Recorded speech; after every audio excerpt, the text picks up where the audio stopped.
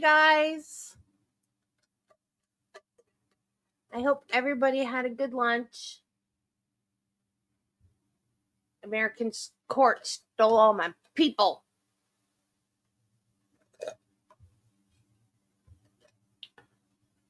I'm kidding, of course. I don't care. They'll be back.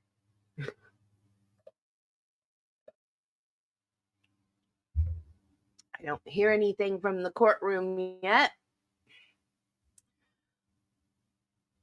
I see a ceiling register.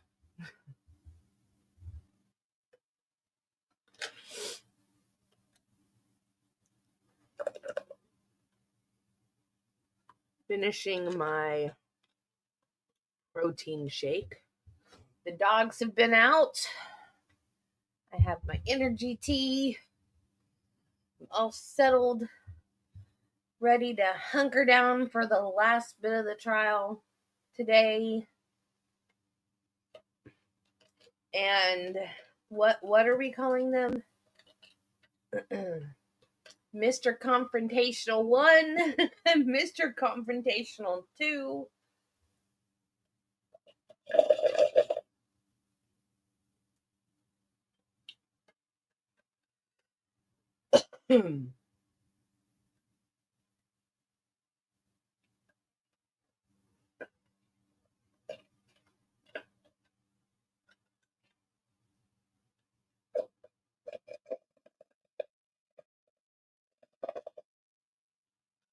Good to the last drop. And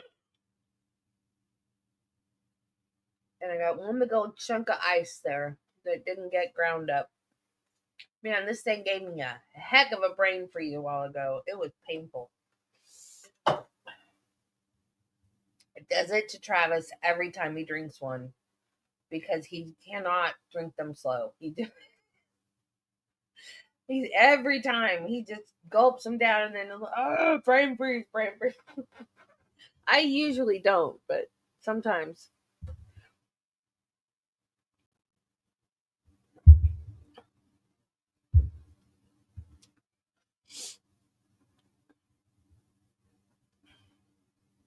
It says I have one person watching. And that's me. Because it's on my iPad. So I'm watching myself. I'm the only person watching right now. Yay. Oh, somebody else started watching. Yay. Hi.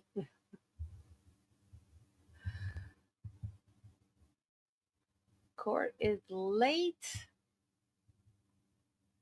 Now I see the state seal. It's going back and forth between the state seal and the sealing register. Chili bean! Yay!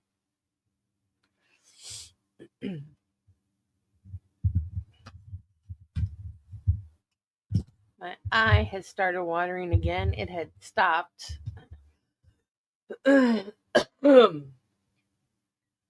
Spike was barking at the front door, which he usually doesn't do that. I don't know why he was barking at the front door, because they usually go out the side door. Belle goes out the side door, comes in the front door. I have no idea, but that's what she does. Spike goes out the side door and comes back in the side door. But he was barking at the front door. So I let him out the front door.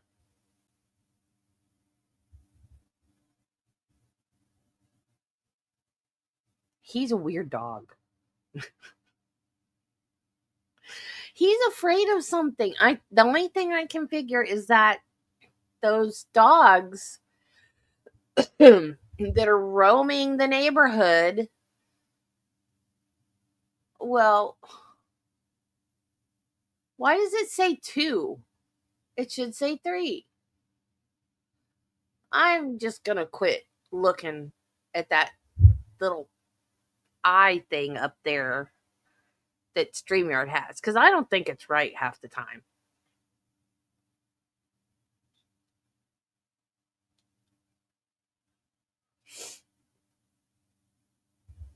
Spike,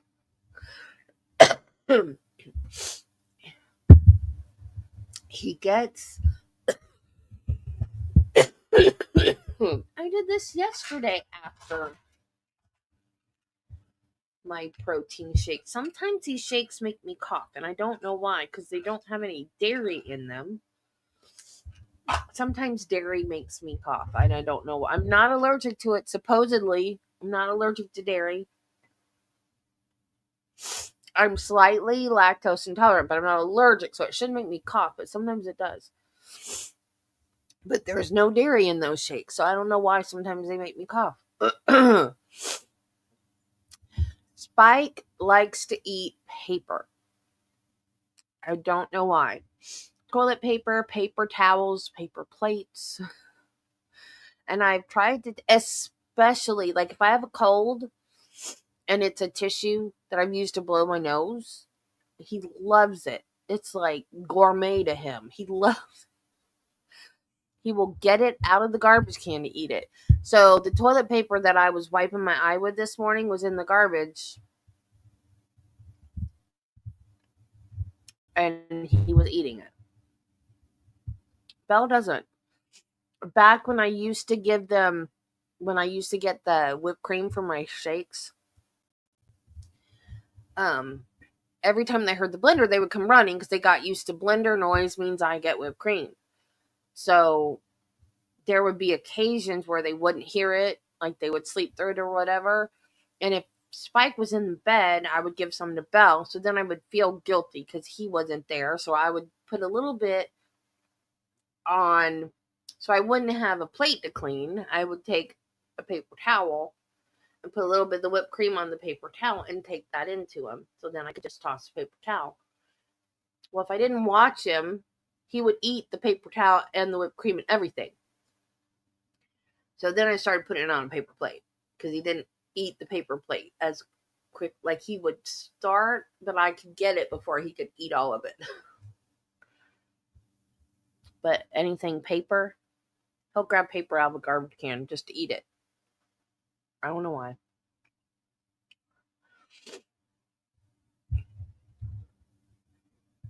But he is not the one that has a digestion problem. That's Belle. Since she was little, Travis calls it the walking poops. Because she doesn't just squat and go. She squats and walks while she squats and leaves a trail.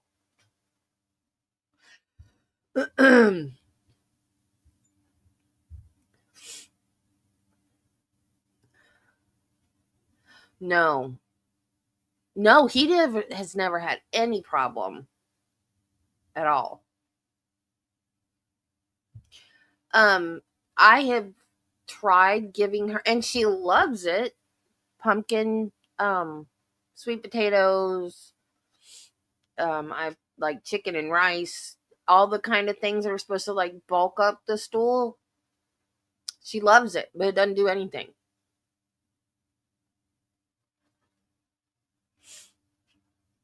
In fact, I started buying her, I need to get some more. I started buying her, oh, I forgot what the brand was. I ordered it from Walmart. It's like the refrigerated food. It's like real food. You can see the food. It's like ground chicken and turkey with rice in it and vegetables and cranberries and eggs. You can see the food. It's real food. And it has to be refrigerated.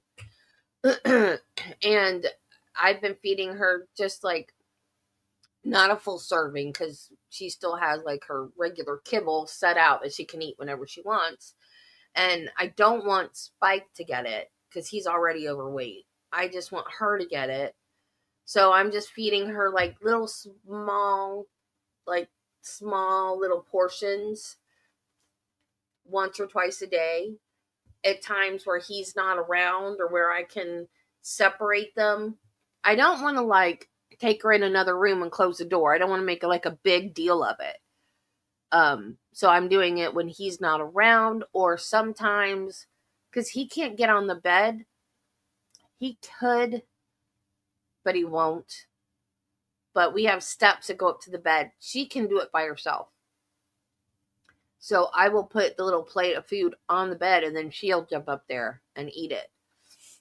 And I was hoping that would help with the poop problem, but apparently not, because she had diarrhea all over the living room yesterday. And the night before, she just ate some of that food. Like, we ran out the night before. So it wasn't like she'd not had the good stuff for a while. She just had eaten it the night before. So it obviously didn't help with the pooping problem.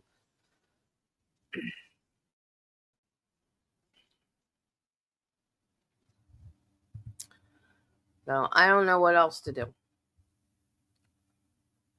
And like I said, if I take her to the vet, they're going to want to do the geriatric screening, which is going to be, I don't know, probably over $1,000, because the urinalysis alone is $300.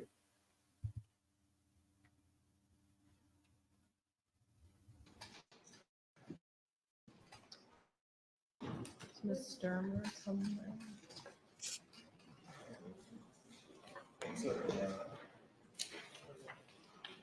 And I hate to say it, if she was a younger dog, I would consider it. She doesn't act like she's in pain or doesn't feel good or anything like that, though. She acts like a puppy. She runs around, she plays, the only difference I see in her, she's more skittish than she used to be. That's the only difference. Is she's more skittish about,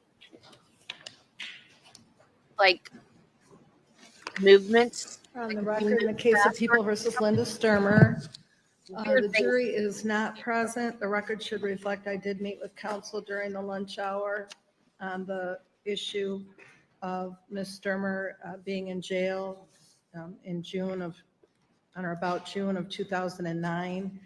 I had ruled that the prosecution and in favor of the prosecution when they argued that the defense opened the door to Ms. Stermer's jail status back in June by focusing in the questioning on why Detective Maziowski would have waited so long to interview this Dordita Gordon. So I had ruled that opened the door. On further reflection, I don't know how much it really did. I think the more important question is when he first got information that would cause him to interview Dordita Gordon. But in any way, we have the jailhouse snitch was brought up in the defense by their opening. We have this witness who's going to testify that she was in jail. So it's neither here nor there at this point, but parties and I have met, and I think everybody's in agreement with approaching this in the following way. I would give an initial instruction now when they come in. It says you've heard testimony that Ms. Stermer was in jail on or about June 2009. The parties stipulate that she was in jail for this offense. You must not consider this as evidence of defendant's guilt. The fact that she was in jail must not impact your deliberations or verdict in any way. You may only consider Detective Maziowski's testimony regarding this to explain why he did the interview of Dordita Gordon when he did. And then there's a request to give the same instruction without the last sentence, honing in on Detective Maziowski immediately prior to Dordita Gordon testifying. Is that correct, counsel? I think that's a fair reflection of our conversation, Your Honor. Yes. Okay, thank you. So I'll do that. Any other matters to address then before we bring in the jury? I have none, Your Honor. Your Honor, could I just have one second?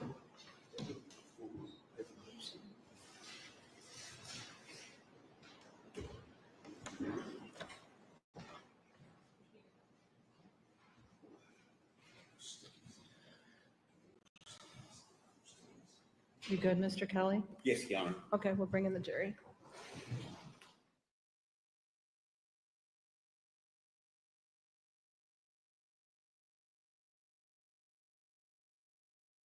Yeah, I have IBS, so we always tease her, or say jokingly that she gets it from me.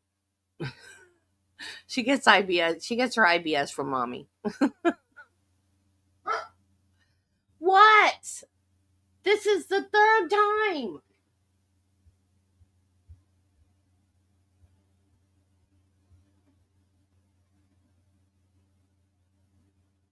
Stay up there.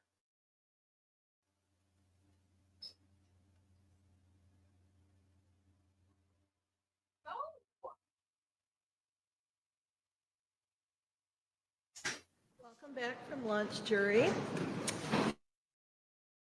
I do have an instruction a legal instruction for you before we proceed with witnesses. You have heard testimony that Ms. Stermer was in jail on or about June of 2009. Driving me The crazy. parties stipulate that she was in jail for this offense. You must not consider this as evidence of defendant's guilt. The fact that she was in jail must not impact your deliberations or verdict in any way. You may only consider Detective Maziowski's testimony regarding this to explain why he did the interview of Dardita Gordon when he did it. Hey, Ardo. Counsel satisfied with that? Yes, Your Honor. Mr. Mueller satisfied, or Mr. Kelly satisfied? Yes, Your Honor. Thank you. Okay, you may call your next witness. Thank you, Your Honor. People call Gabrielle Rout. Okay.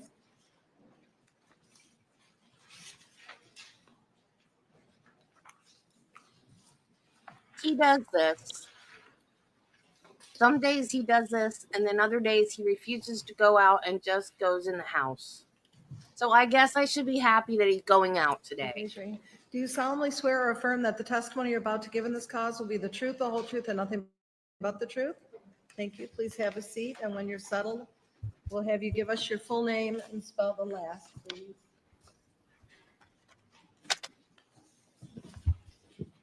My name is Gabrielle, Gabrielle, and last Rout, Rought. Thank you. Ms. Seidel? Thank you. Detective Rout, were you employed on January 7th of 2007? Yes, I was. And what was your employment at that time? I was a detective for the Van Buren County Sheriff's Office. And how long did you work for the Van Buren County Sheriff's Department? 16 and a half years. Are you currently still employed there? No, I'm retired. And on January 7th of 2007, did you receive a call regarding the Stermer residence and a fatal fire? Yes, I did. I was home and received a call from my commanding officer, Lieutenant Stump. And what did you do upon receiving that call? I went to the residence. It was in Lawrence. And when I got there, I radioed him that I was there. Do you recall approximately what time you arrived there? I arrived a little bit after 5:30. I think it was actually 5:35. And can you explain to the jury what you saw when you arrived there? When I arrived there was a long driveway that went to the west, and there was a police line tape that was across the driveway. And did you cross that police line? I did. After I spoke with my lieutenant, he advised me to go ahead and come back in. I drove just a short distance on the driveway where I parked. And any issues driving on the driveway at that time? No. Do you recall how many other vehicles were in the driveway when you arrived there? There were quite a few vehicles, but mostly I remember emergency vehicles, but they were closer to the residence. Did it appear that any of those vehicles were stuck? I wasn't close enough to see any of those vehicles. I was closer to the road. And did you walk down the driveway then to the home? No, I did not go to the home. I walked to where Lieutenant Stump and Lieutenant Lux were, and Deputy Evans. And I believe it was maybe somewhere in the front yard area, but it was closer to the road. It wasn't by the house. And did you speak to any other law enforcement when you first arrived then? No, just those three. So you did speak then to Deputy Evans, Lieutenant Lux, or excuse me. Lieutenant Lux and Lieutenant Stump. And what did they ask you to do when you arrived? Lieutenant Stump asked me to go and take pictures of Todd Stermer before the MEI completed the investigation or removed the body from the scene. And when you say MEI, what does that stand for? The medical examiner investigator. Would that have been Amy Darling? Yes, So did you take photos of the body? I did. And did you also take photos of the scene? I did, but after speaking with Mrs. Stermer.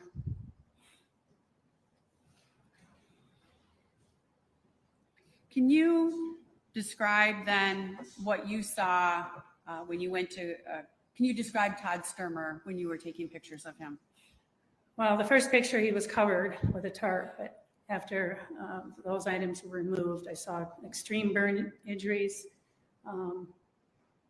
saw some skin slippage on his hands, and when he was rolled over on his side, I saw some lacerations on the back of his head, shoulder area.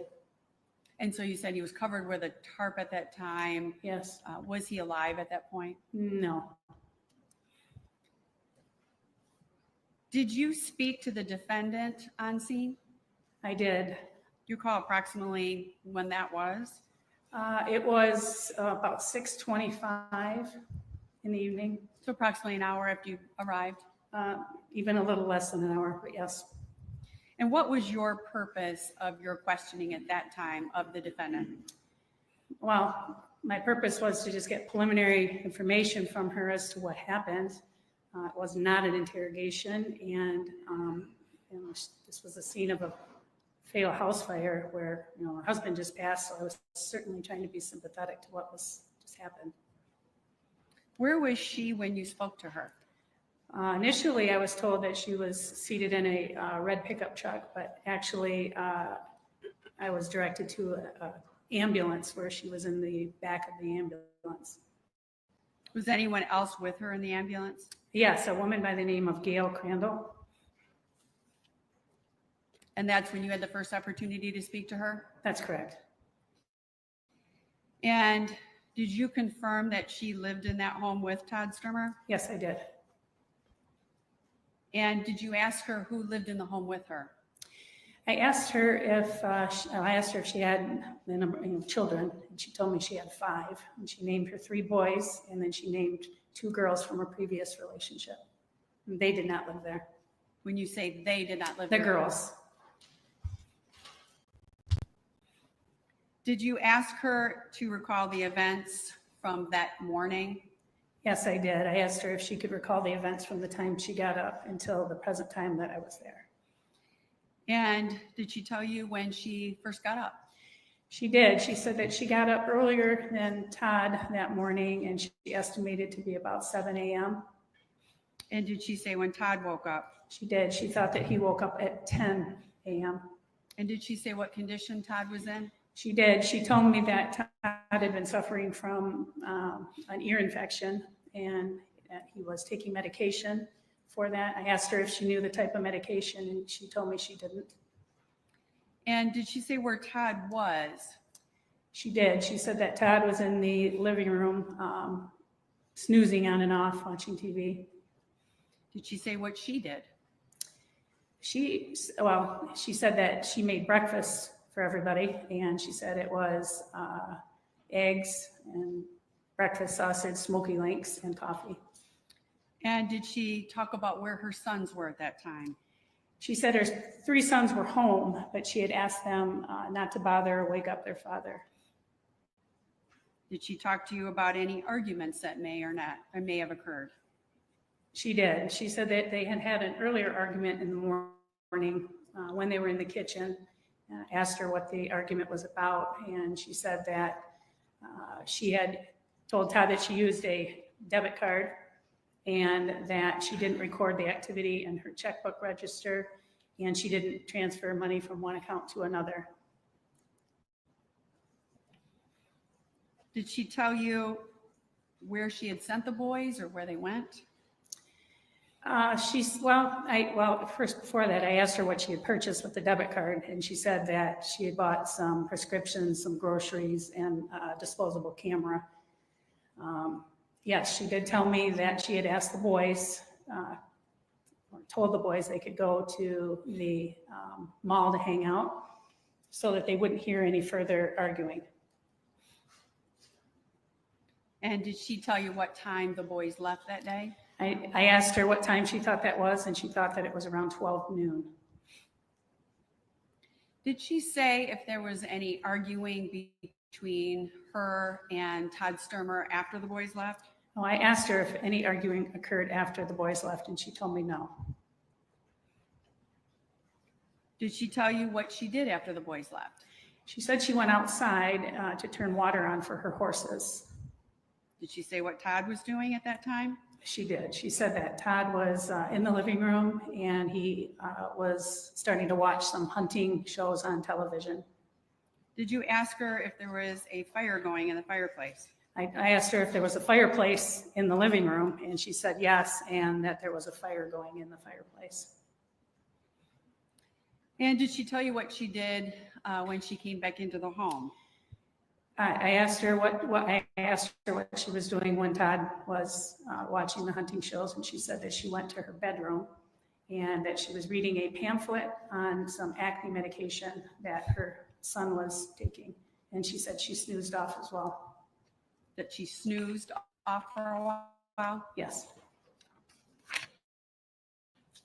Did she tell you what happened when she got up? She said when she got up that Todd had asked her for a drink of juice, and that she gave him the juice, and she told me that he was in his recliner chair when. Did she say where that recliner was? In the living room. Did she say what she did after she gave him juice? She did. She said she went down to the basement and she was doing some laundry. She also told me that when she was down there, she had let her dogs out and had fed a cat and was straightening up a bathroom.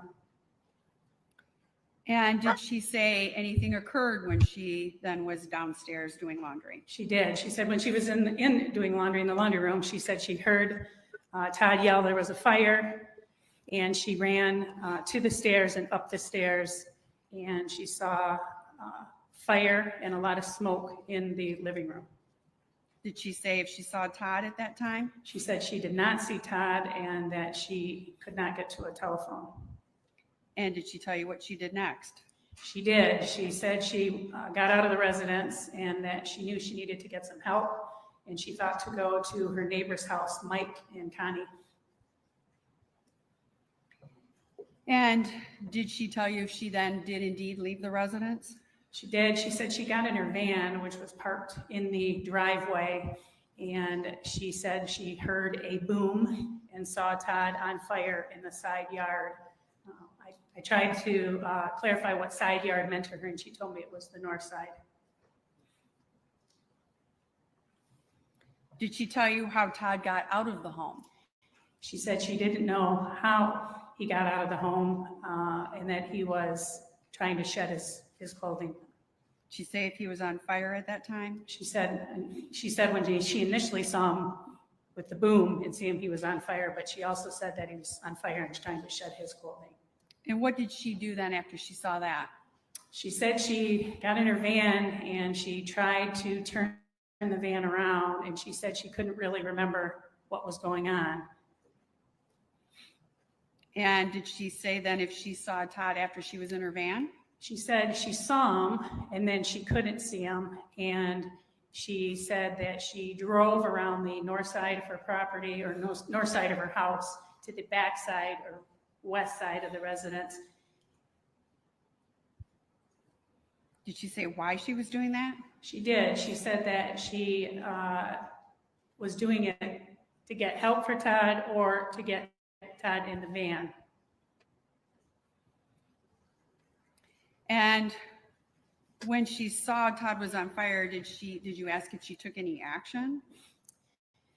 Well, after she told me that she drove around the north side of the house to the back, she said at one point when she saw him on fire, she tried to get him to stop moving. So I tried to clarify this with her to see if she had gotten out of the van or if she had grabbed onto him.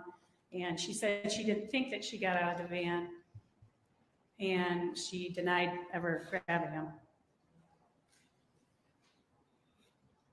Did she say if she saw Todd when she was driving around to the basement area? No, she said the time from driving around the north side of the property to the back side, she did not see Todd during this process. Did she tell you at any point she got out of the van? She did. She said she got out of her van and hollering or yelling, and she saw him again in the side yard. And that's when she said she ran over to him and she covered his body with herself. And you said that he was in the side yard at that time? That's correct. And did she say where approximately in the side yard he was? No, she just told me side yard. And she said he was on the ground? Yes. Did she tell you what she was doing when she was then covering herself Me with either. him? Well, she said that his face was burned and that he was gasping and she was trying to keep his mouth open. And did she say if anyone else arrived? She did. She said her neighbors Mike and Connie and a Mr. Masali got there. She doesn't know where or when they got there. They were just there. And did she say if at that time when they arrived that Todd was still breathing? She did. And she said that somebody threw something over the top of him. And from that point on, she didn't really remember a lot. Did you ask her questions about how the fire may have started? Well, I asked her if Todd was a smoker, and she told me that he smoked a pipe. I asked, actually, she clarified with me earlier in the interview. I had asked her if there was a fireplace in the living room, and she told me there was. She clarified with me that there were actually 2 fireplaces in the house, and that there was a fire going in the upstairs living room fireplace.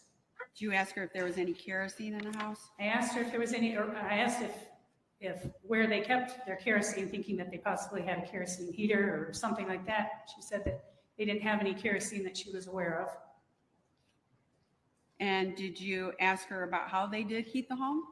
I asked her about the fuel tank, and she said that they did heat their home with fuel oil and that it was professionally filled. Did you ask her about any potential oil lamps or anything in the home? No, she told me that there were 2 oil lamps, one in the living room and one in the dining room. Did you ask her about what the arguments were about prior to the boys leaving? I briefly asked her if there was a series of little arguments leading to a big one, and she said no, it was just typical relational argument. And she said that Todd was under a lot of pressure, that his business wasn't doing well, and they were just arguing over typical stuff. And she said that he was also angry with her that she had attended her grandmother's 90th birthday party the night before. And at that time that you were talking to the defendant, did you have any knowledge about blood on the van? No, I didn't. Did she ever offer any information about running Todd over? No, And you didn't ask because you didn't have the information, is that correct? that's correct. Then did you obtain search warrants then for the van and for the residence? Yes, I did.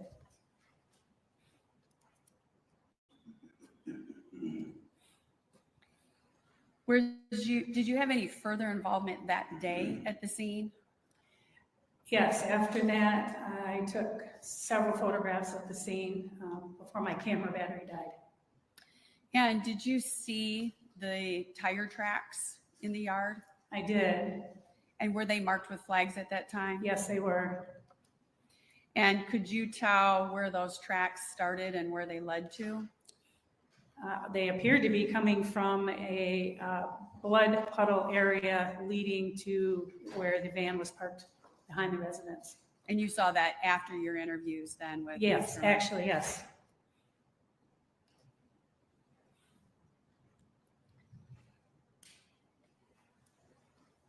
Were you back out to the residence then on January 8th of 2007? Yes, along with Lieutenant Stump, we both were. Anyone else present there when you were out there on January 8th? Yes, the fire marshal, Sergeant Leroy, and there were members of the fire department. Did you take pictures of the scene then on January 8th? Yes, I did.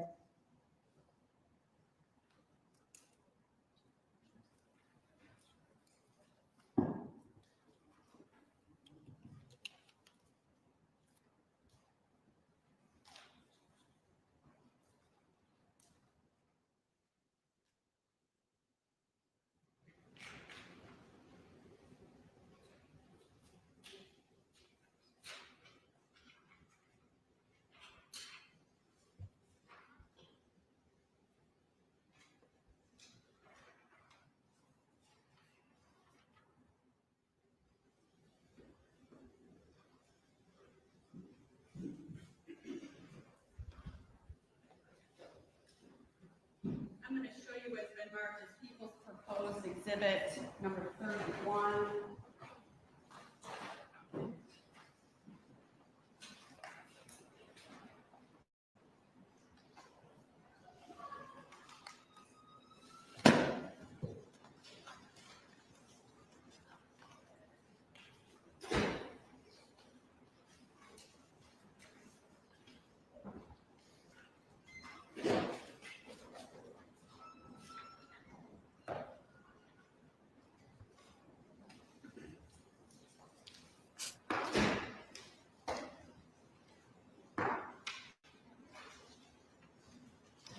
She saw him, and then she I'm couldn't. going to show you a series of pictures marked from. That's because she 1 ran over it. to 3, so there He was are a under total the of van. 23 pictures.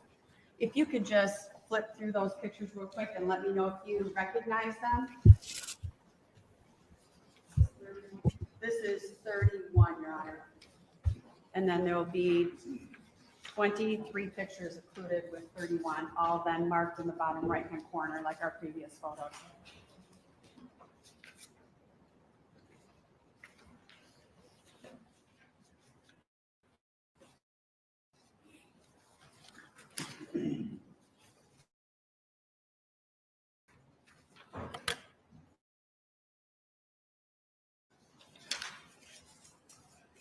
Stop it, StreamYard.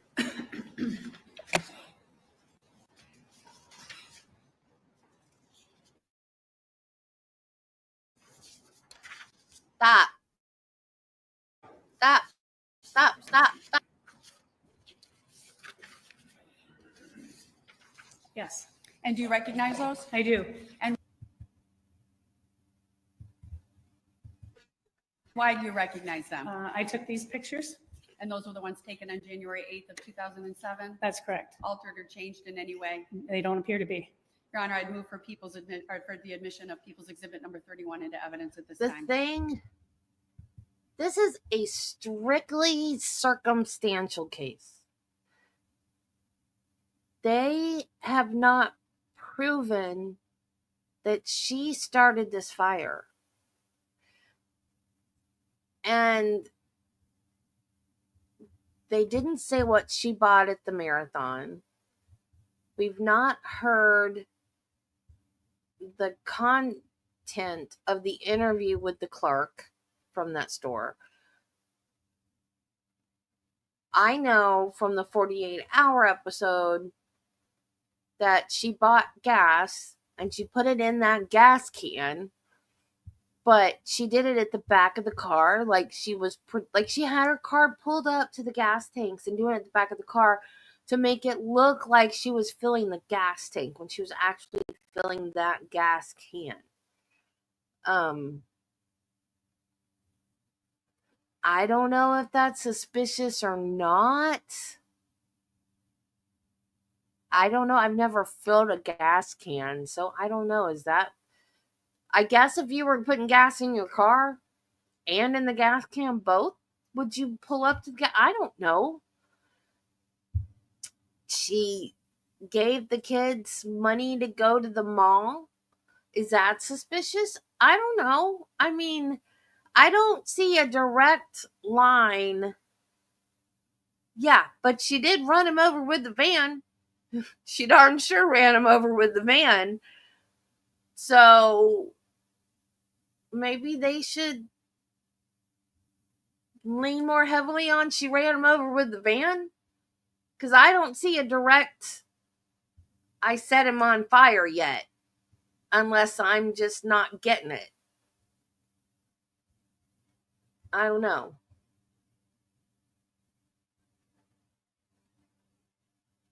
Well, no, that's what she did, but she put it on the ground next to the car. And I forgot what her excuse was for filling it up at the back of the car. It wasn't in the car. I don't think it was actually in the back of the car. It was at the back of the car, but on the ground.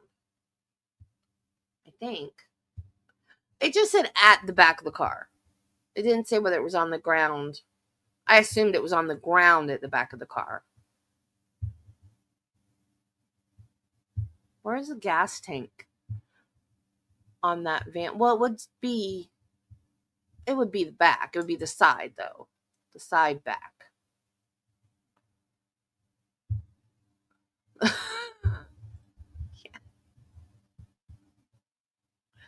Yeah.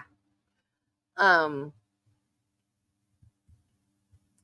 I'm still surprised that her attorneys aren't going with, she didn't have gas on her, he had gas on him, meaning he started the fire and she didn't have anything to do with it. If I was prosecution, I would be leaning more heavily on, well, she saw this opportunity to kill him. He was already on fire. She decided to kill him by running him over with the van. I don't know. This is just such a weird case.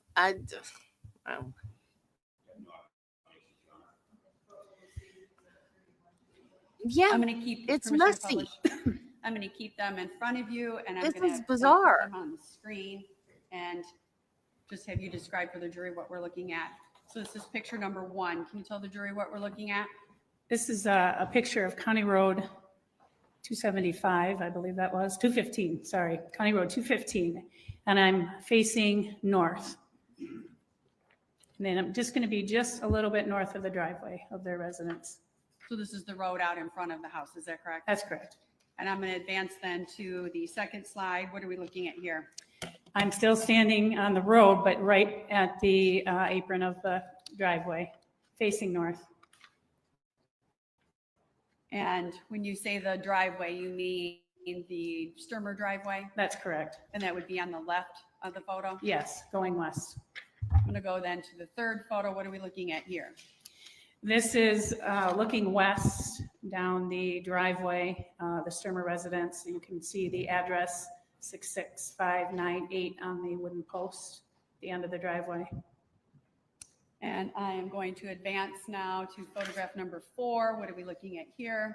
That's just a closer view of the address at the end of the driveway.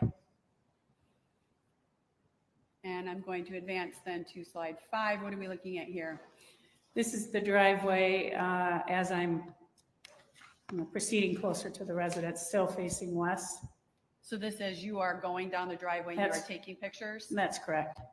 I'm going to go then to slide number 6. What are we looking at here? Again, the driveway, just getting closer to the residence. And you mentioned that others were on scene. Is there any evidence in this picture then of others being on scene? Yes, several vehicles, plus I see the fire truck. And again, this was the day after the fire. Correct. I'm going to advance then to slide number 7. What are we looking at here? Again, getting closer to the residence, still facing west on the driveway, closer to the fire truck and the other vehicles there. I'm going to advance to then slide number 8. What are we looking at here? This is the front of the house. It faces east. You can see several fire department personnel there.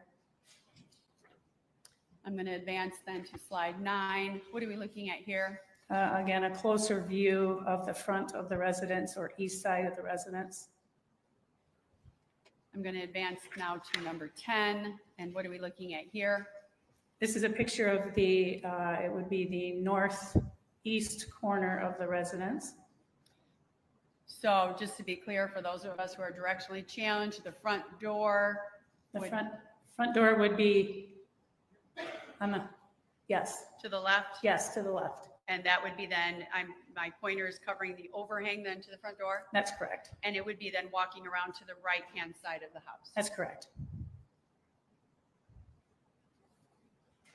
And I'm going to advance then to slide number 10. And what are we looking at here? This is the north side of the house. And you can see that the grade of the lawn appears that it's going to a walkout level to the back. And I'm going to stop you to the left on the home. Do you know what this is? It would be kind of a brown area on the house. Yeah, it appears that that was a service door, and the other one appears that it was some type of a slider door, but there weren't, it didn't appear that there were any finished decks or any way to go out, and it didn't appear that they were using them, actually. So there were no improved decks coming off of those doors. That's what it looked like to me. And then I'm going to advance to slide 12. What are we looking at here? Okay, so this is going to be, as I'm walking around the house again, so this is still the north side of the house, but probably it's the northwest side of the house. So if I'm looking at the front of the house, it's on the right-hand side, but the back corner of the house, is that correct? That's correct. So you're still just walking around I'm the home? walking around the home, yep. And I'm going to advance this to then slide 13. And what are you looking at here? This is the back side of the residence, the west side, and you can see that the lower level is the walkout level or basement, and the upper level is the main floor level. And I'm going to advance now to slide 14. And what are we looking at here? This would be the southwest corner of the building or the house. So are we still looking at the back of the house here? That's correct. And are you walking up to then the other side of the house? That's correct. Which if you're in the front of the house, this would be the left-hand side of the house. That's correct. I'm going to go ahead and go to number 15. What are we looking at here? That would be the south side of the residence. So again, if I'm in the front, looking at the front of the house, it'd be to the left. That's correct. And I'm going to advance now to slide 16. What are we looking at here? This is the backyard, and I'm facing north. And you can see some evidence flags on the ground. And do you know what those evidence flags were depicting from the day before? Yes, they were marking where the van had parked. And that's where you saw the van parked the night before. That's correct. We're going to advance now to 17. And what are we looking at here? Again, the backyard facing north with the evidence flags indicating where the van was parked. So the back of the home would be to the right-hand side of this picture, is that correct? The back of the home would be to the right-hand side, yes. I'm going to advance then to slide 18. What are we looking at here? Again, evidence markers, back side of the home as well, depicting And where the van was parked. so, and this is where you saw the van parked the day before? Yes. And can you tell specifically then what those are marking? I believe that they are marking where the tire tracks were. I'm going to advance now to slide 19. What are we looking at here?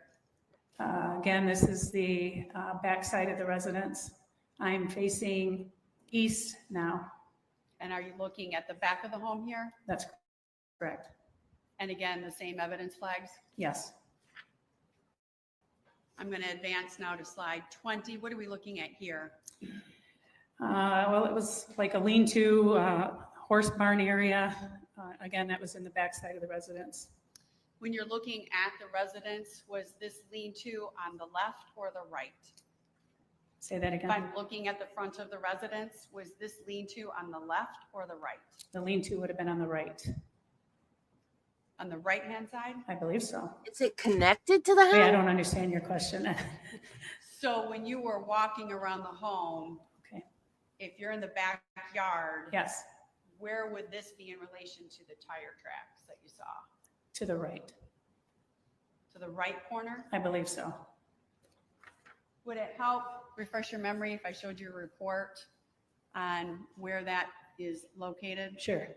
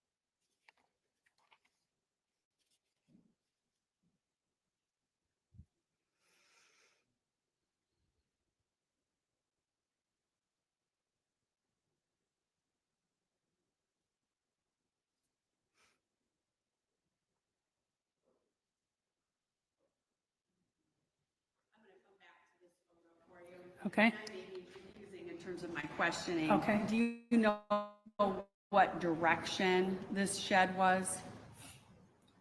Or this particular lean-to? Like in what corner of the property? I believe it was on the southwest corner of the property. On the southwest corner, so Yes. did I confuse you with my back and front? I think so.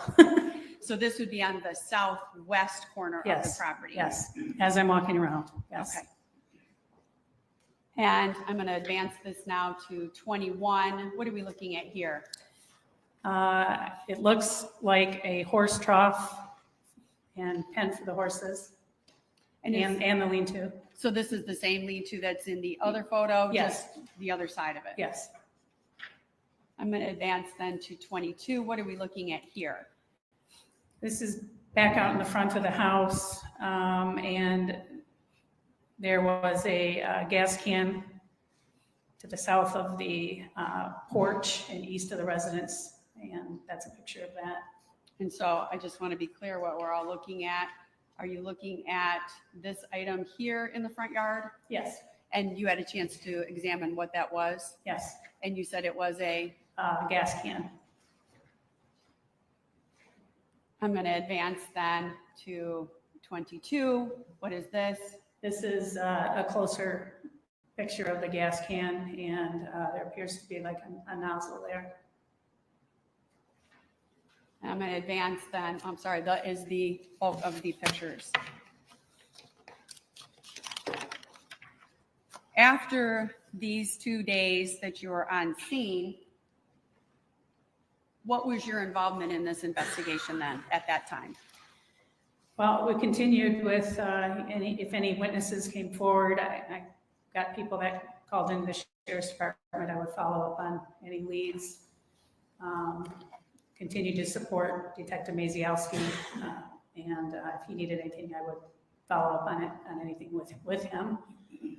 And we continue to wait for laboratory reports to come back, and I wrote some search warrants also. Did you participate with an interview with Ms. Kate Fox on May 17th of 2007? Yes, myself and Lieutenant Stump, we both did. And do you recall where that interview was taken, what took place? Yes, that was at her workplace. And were you able to then speak to Ms. Fox at that day? Yes, we did. And did you talk to Ms. Fox about any of the details of this case or anything, any knowledge you had of this case before you did your interview? No, Was your interview to gain information from her of what she knew? yes.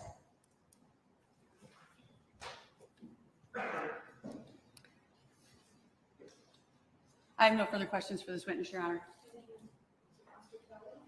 Yes, Your Honor. Just a second.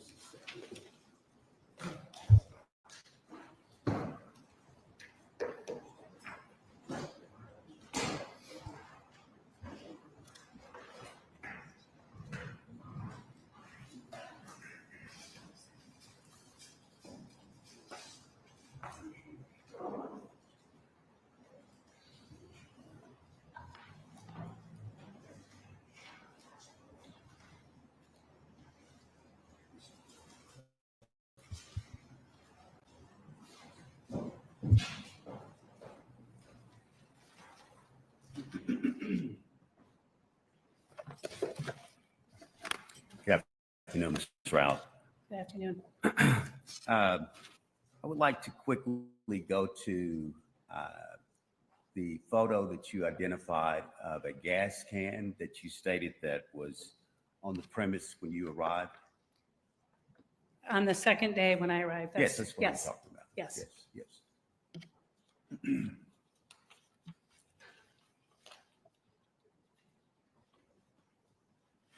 And I believe that's number 22 of the Yep. photos that you have. Is that right? Yes, yes. Okay. Now, if we could zoom in just a little bit on the gas can. Yes. Now, you took that photo? Yes, I did. Okay. Now, on January the 7th, when you arrived at the location, did you see that gas can in the front of the house then? No, I did not. Did not. No. Can you explain to me or to the jury what you did see on the front of the house when you first arrived on January the 7th? I didn't, well, when I first arrived on January the 7th, got there and spoke to my lieutenant, and I didn't even go to the front of the house. I didn't even go near the house. I Okay. went and took pictures of Mr. Stermer, and I spoke with Mrs. Stermer. After that is when I went to the house, and I don't even believe I even walked around the full circle of the house. See, you say you did go to the house. Did you go to the front of the house, though? No, I went to the north side and the back side. So you never went to the front of the house on January the 7th? I don't believe so. And it was dark. I didn't. Okay.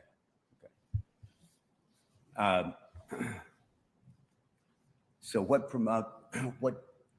time did you arrive back at the house on January the 8th? It would have been shortly after 9 a.m. In the morning? Yes. Do you know whether or not your department had secured the property as a investigation? Yes. Had it been taped off? It had been taped off, but and reserve officers posted. I didn't understand your answer.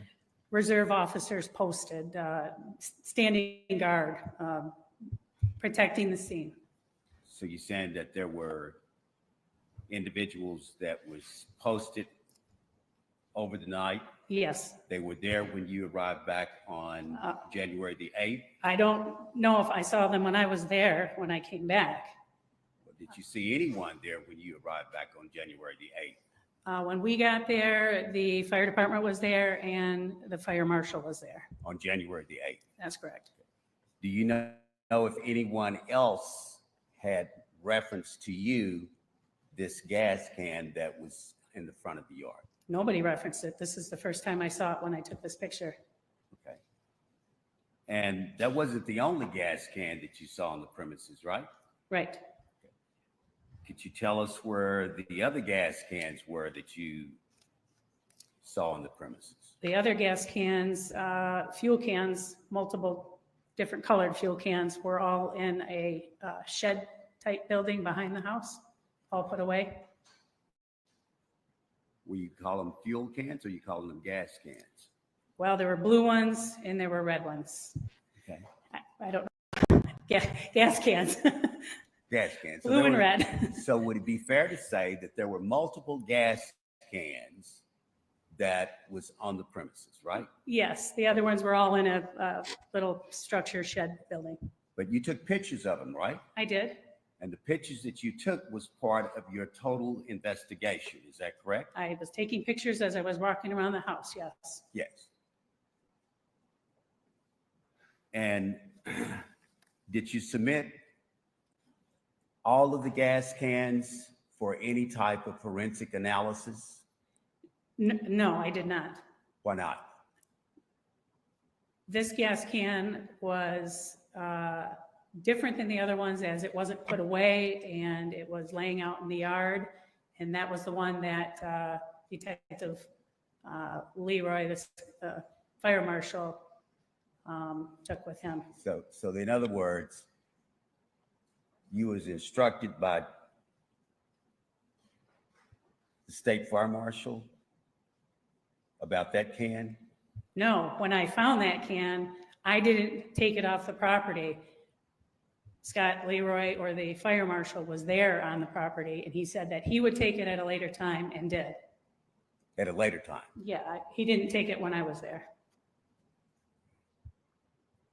What was the condition of the can when you saw it?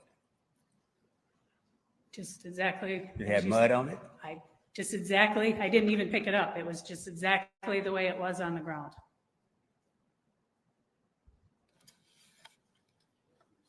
Did you not, you say you didn't pick it up? No, it was seized as part of the search warrant and recorded on a tabulation, but Detective Leroy took the can from the scene. I didn't package it. I didn't take it. But when you came back on the 8th, This is when it is, yes. but you had a search warrant, right? Yes, And the search warrant was for you to seize certain items on the property, right? yes, As part of a probable cause investigation, right? yes. But instead of you seizing it, you let somebody else remove it. I would say from- we both said it was going to be seized, and I recorded it on my tabulation, but Detective Leroy said he would package it and take it with him to the laboratory. So if your report stated that as part of the items that you received, that you seized, that would be incorrect. Well, it was part of my search warrant, we seized it, but he transported it from that scene to the laboratory. It never was recorded with the property of the chain of custody with the Van Buren County Sheriff's Office, right? Yes, I believe it was, It was recorded, yes, but not taken. right, correct. Is that a standard procedure that you had at that time with the Sheriff's Office in reference to the chain of custody of items? When you have a search warrant that's detailed in reference to what search warrant is for? Correct. Well, we both seized it, but he removed it from the scene and took it with him. But Mr. Leroy didn't have a search warrant, did he? No, I did. Yeah.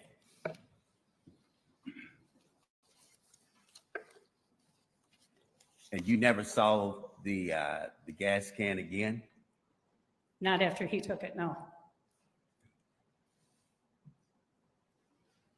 You don't know whether or not there was any gas in the can at all, do you? No, I do not. And you stated that you didn't seize any of the other gas cans? You just took pictures of them? That's correct.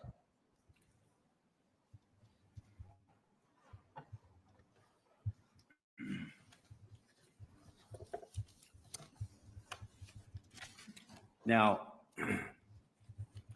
when you arrived on the 7th, you actually received a call from Detective Stump, is that correct? That's correct. Okay. And when you first arrived, did you get directions from Detective Stump as to what your duties or your assignment was to be? Yes, I did. And was your first duty or your first assignment to take pictures of Mr. Stermer, is that correct? That's correct. When you approached the location where Mr. Stermer was there anyone else there with Mr. Stermer's body? I believe the medical examiner investigator was, and I'm sure there were, I just don't remember, possibly Deputy Evans. The medical examiner investigator was there, and Detective and Deputy Evans, right? Yes. Okay. Was Mr. Scott Leroy there? I don't recall if he was, but he may have been. I just don't recall. Okay. Do you recall anyone removing anything off of the body of Mr. Stermer? When I was taking my pictures, items were being lifted away so I could take pictures. I don't recall anybody removing anything from him when I was there, no. You know, what items, you said items was being removed. So when I got there to take the pictures, he was covered with a tarp, and then things were peeled back so I could take pictures. So that gives me my next question. Did you take a picture of Mr. Stermer exactly as the body lay when you arrived? I did. With all the items that was on top of it? I did. You do? I You did. Yes. And you submitted that picture to? Yes, it was the first one with the tarp, the blue tarp. The blue tarp? That's how I remember, correct? And on the blue tarp, was there some other clothing on top of him? Yes, And that picture was provided to the district attorney's office as part of your investigation? all my pictures were turned in Okay, to the prosecutor. all right, thank you. And so upon, after you've completed your pictures, what did you do then? Well, I went and put my camera away, and then I was told that Ms. Stermer was in a red pickup truck, and turns out that she was in an ambulance, and that's when I spoke with her. Okay. And do you recall who else was in the ambulance with Ms. Stermer? Yes, a woman named Gail Crandall was in the ambulance with her. Did you take any pictures of Ms. Stermer? No, I did not. You did not? No. Okay.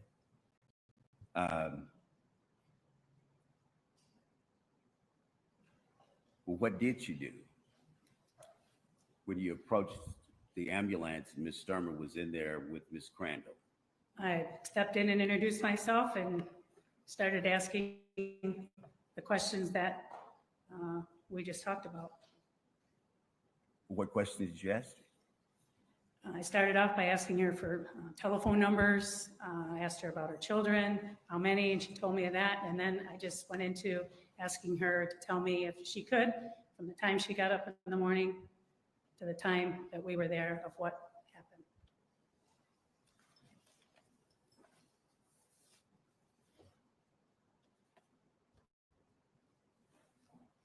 So was your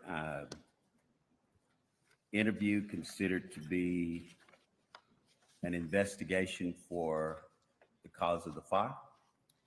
No, this was just the preliminary information from Ms. Stermer of what may have happened. This wasn't an interrogation. It was just some preliminary information from her as to what happened. Okay. But at some point, you had Mr. Stermer. Oh, that's not correct. You didn't? No, I did not.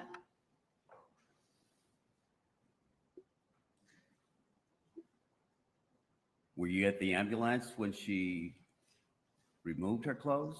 No, she And never removed her changed clothes. clothes? Never, no.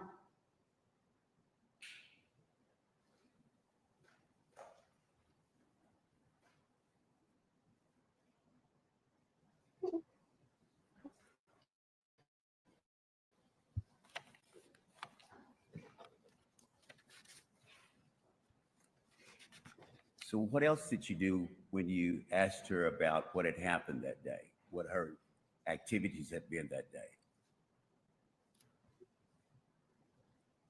I don't understand your question. Well, you asked her about what she had done that morning, right? I asked her to tell me the events of the day, starting when she got up till the present time.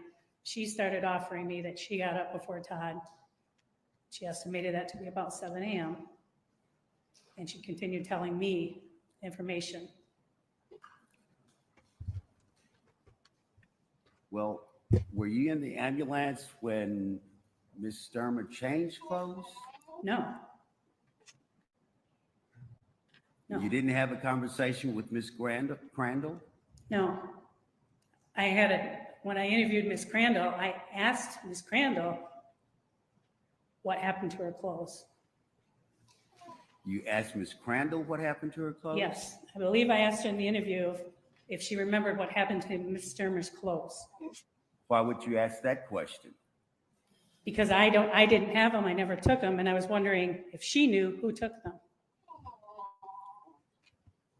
But why did you engage in a conversation about who took Ms. Stermer's clothes? Because it appeared that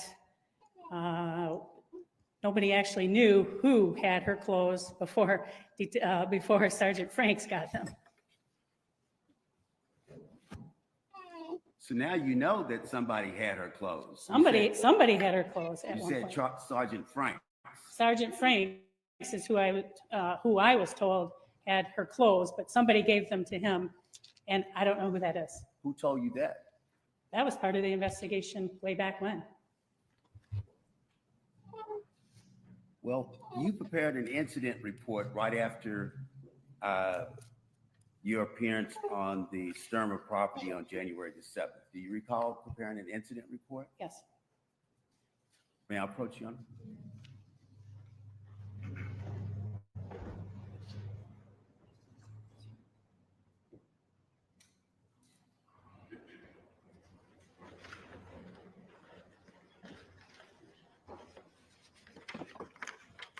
I'd like to show you, see if you can refresh your memory in reference to that report that's dated January 7th, 2007.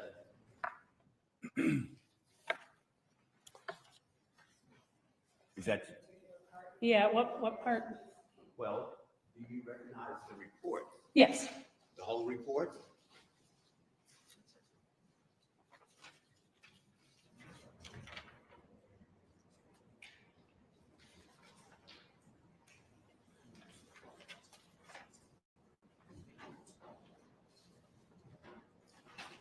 Yes. Okay. So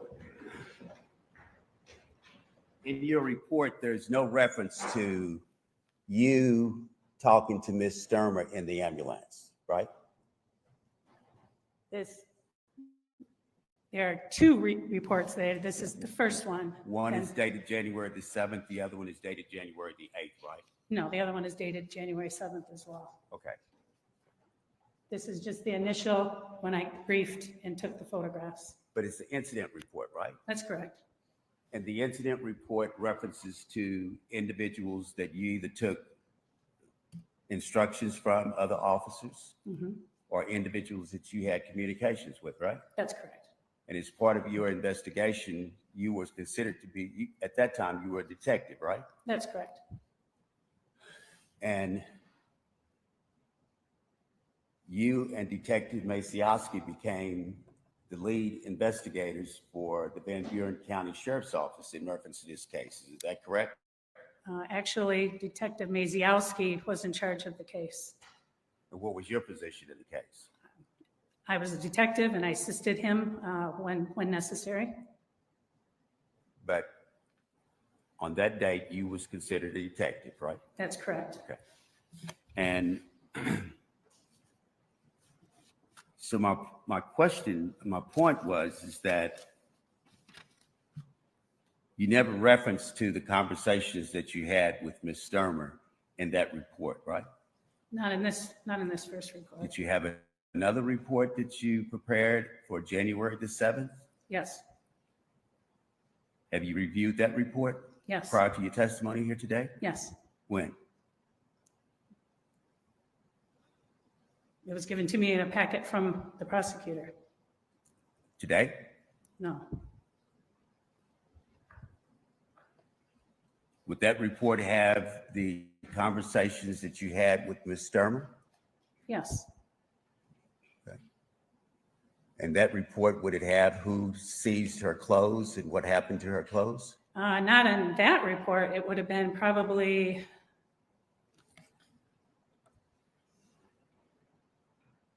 when I went to on the 8th is when I would have had the reference that the individuals that took the clothing.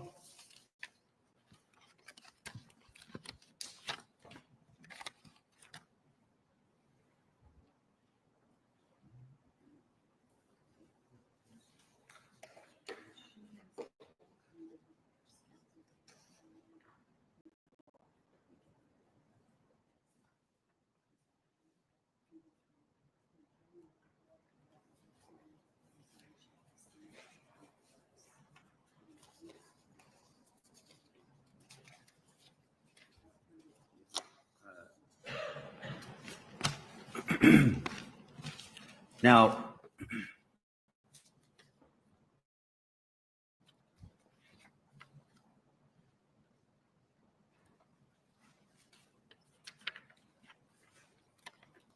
Miss Rout, after you finished your investigation at the Stermer property on January the 7th. What did you begin to start doing in reference to your activities concerning this case? Well, like I said, individuals were calling into the sheriff's department with information. When they did, I would contact them and interview them as part of any relevancy to the case. Okay. So would it be fair to say that this case turned into an information gathering by calls being made to your office? I wouldn't say that would be fair to say that. We had lab reports that we were waiting on. We developed individuals to talk to. Some people did call in with information, that's correct.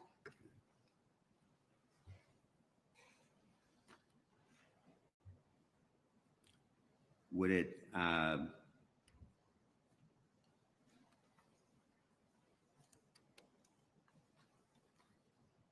friends that knew the Stermers, did they contact you? Well, I believe, yeah, we did get some that were friends of the Stermers that contacted us. And did you investigate information that they provided to you? Yes,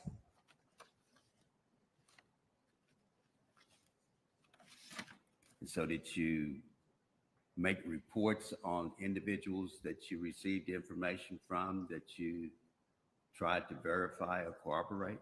yes. Did some of that information seem kind of wild to you? Well, Hear you. I'll rephrase it, Judge. Okay. In reference to some of the information that you received, did some of it seem kind of far-fetched as it relates Your to? Honor, this is speculation. I'm just asking her. I'll allow it. Overruled.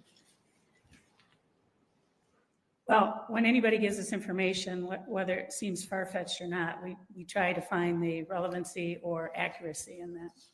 Okay. And in trying to find out the accuracy of that information, you would go out and try to corroborate it with other individuals, right? That's correct. But you also would keep it as part of your report, right? That's correct.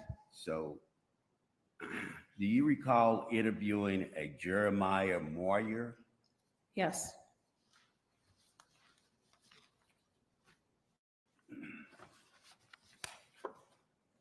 Do you know where you interviewed him at?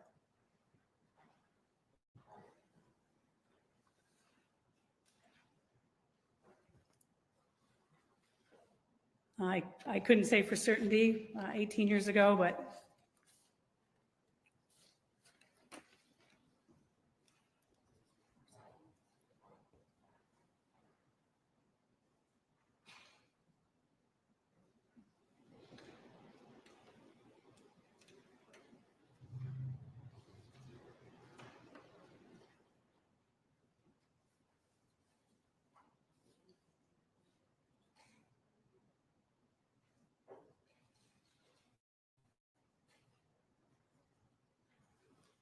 May I approach you, Honor? I'd like to show you, see if you can refresh your memory on this report.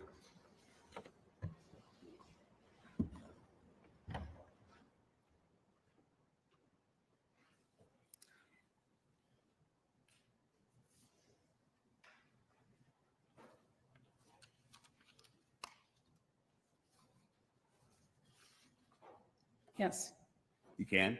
yes, And did you try to corroborate the information that was provided to you in that report? yes. He's the one who actually called the sheriff's department, and then I went to his residence and talked to him. What did you find out? Objection, Your Honor, this is all going to be hearsay. Your Honor, it's a report. Is that your response, that it's the police report? Yes, is this your report? Yes, You, Then I'll sustain the objection as to hearsay if that's Thank you, Your Honor. response. did you also interview a Serena Moyer? Yes, Okay. Did either one of these individuals provide you with information that was corroborated in reference to Miss Linda Stermer causing a fire? no, Okay.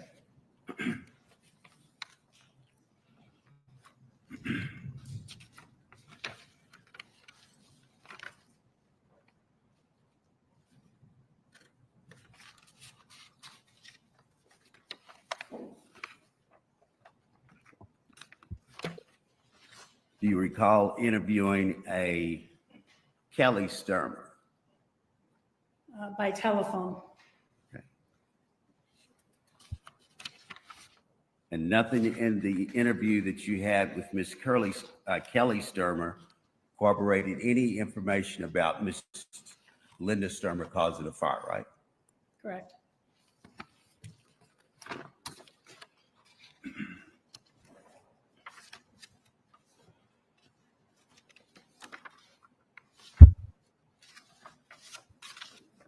Do you recall interviewing an individual by the name of Dean Joseph White?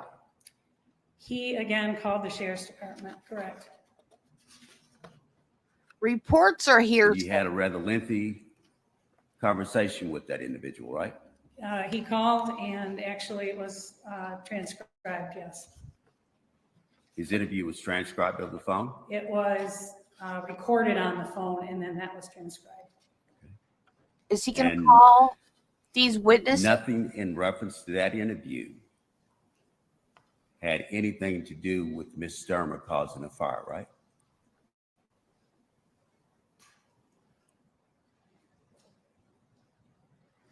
Nothing. I'm gonna stop at this point. These are not witnesses in this trial. I don't know if we're gonna go through the entire 2 years of everybody that was interviewed. I don't see how they're relevant. Your Honor, this is part of the investigation in reference to this case. And Well, we then had you need to call requested them as discovery of witnesses. all police reports that was Object, provided. Your Honor, I'm gonna say it's This- outside the scope of direct. Your Honor, this How is, many of these? Oh, and I also think that we need to have this conversation outside the presence of the jury if we're gonna continue on. How many of these names, how many are there that I've, okay, I'll allow if it's only 2 more.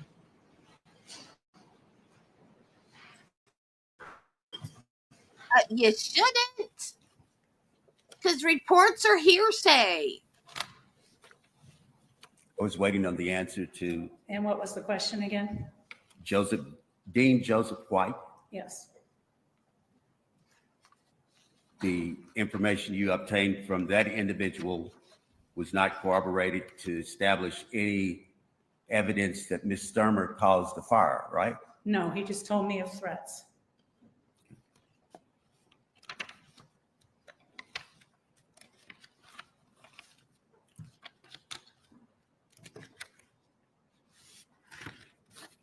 And you stated that you received a call from a Kate Fox.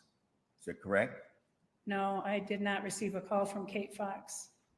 Did you interview a Kate Fox? I did, as a result of another interview, As a result of what? another interview.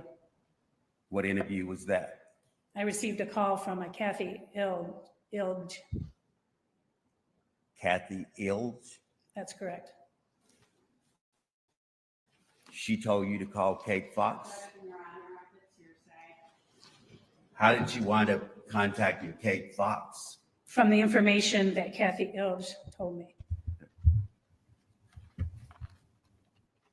And did you do a formal interview with Kate Fox At her workplace with Lieutenant Stump. at her workplace? That's correct.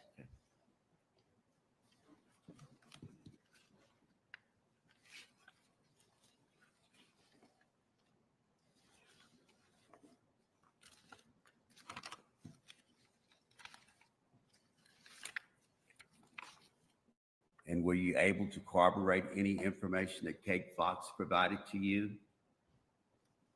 Yes, Yes. I did corroborate some of the stuff she told me, yes. What were you able to corroborate?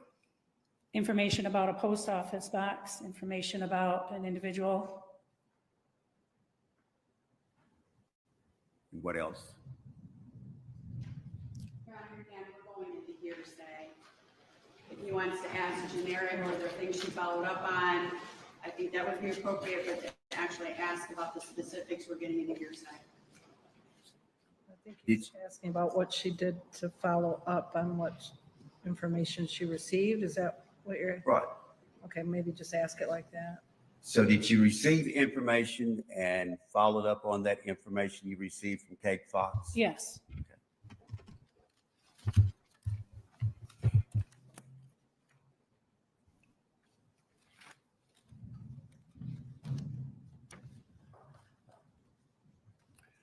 And did you participate in any interviews of other individuals that were housed in the Van Buren County Jail? I believe I did. Which ones, I don't remember. Sergeant Maziowski or Detective Maziowski, they were his interviews. I recall sitting in on some of them. I don't think I sat in on all of them.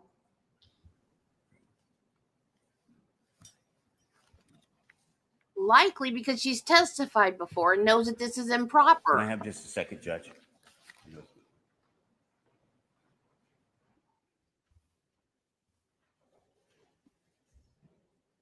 Police reports are hearsay. You don't get witness statements in like that. You have to call them as witnesses.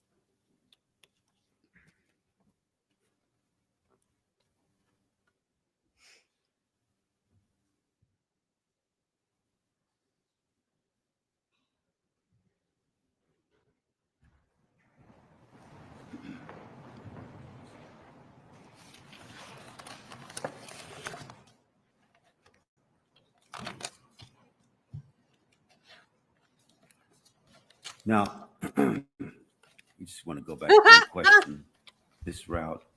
When you interviewed Miss Stermer, was she, in your opinion, in a state of shock? I love that one, Terry. I wouldn't say she was in shock. She did cry on and off during our interview, yes. Um,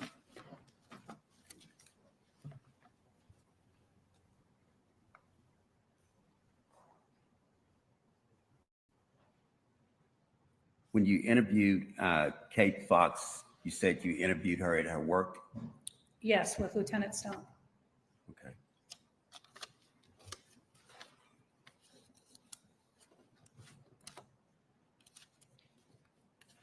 Did you obtain any type of documents that was provided to you from Kate Fox in reference to Ms. Stermer? Did I obtain any documents? Yes. Probably after a month after speaking to Kate Fox, I did some search warrants, yes. Okay. And what was those search warrants for? Those are search warrants of phone records. Okay. Was there any other search warrants that you issued that you saw? Probably periodically through the next several months and probably even the next year. Okay. For the next year? I believe there were some subpoenas that the prosecutor's office asked us to Sir. serve for phone records, yes. Okay.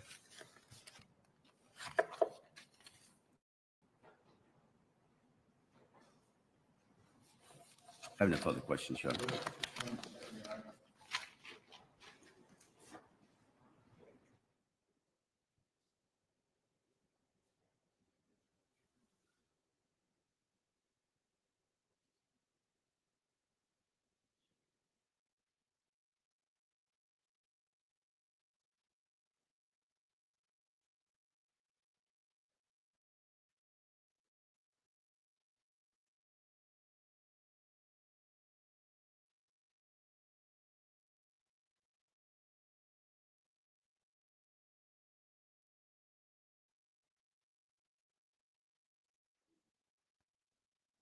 right, StreamYard, quit messing with me.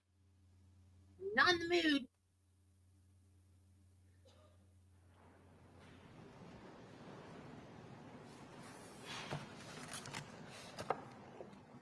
Did Ms. Stermer tell you that she heard a loud scream when you were interviewing her in reference to Mr. Stermer?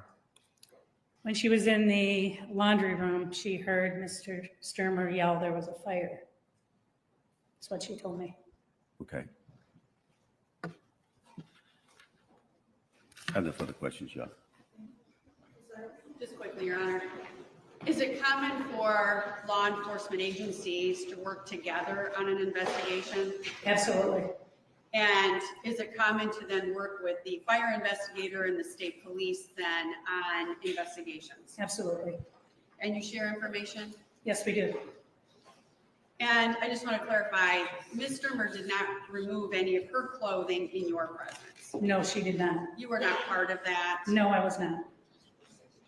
And did you provide multiple reports as part of the overall report during this investigation? Yes, I did. What are they called? Supplemental reports? That's correct. And you would have had several supplemental reports Absolutely. documenting everything that you just went over on the stand. Absolutely. And out of the people that defense counsel asked you about, there were several names. Were any of those individuals, were you able to determine if any of those individuals were present at the scene? None of them were present at the scene. I'm going to show you what's been marked as People's Proposed Exhibit number 32.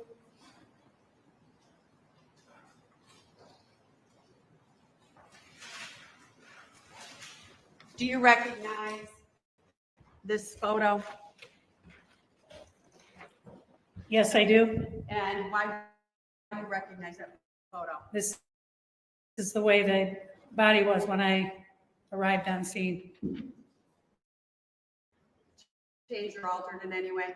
No. Your Honor, who would move to it? People hit number 32 on evidence at this time.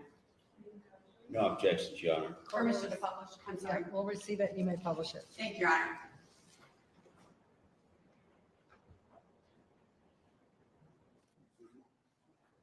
Oh, you don't know that?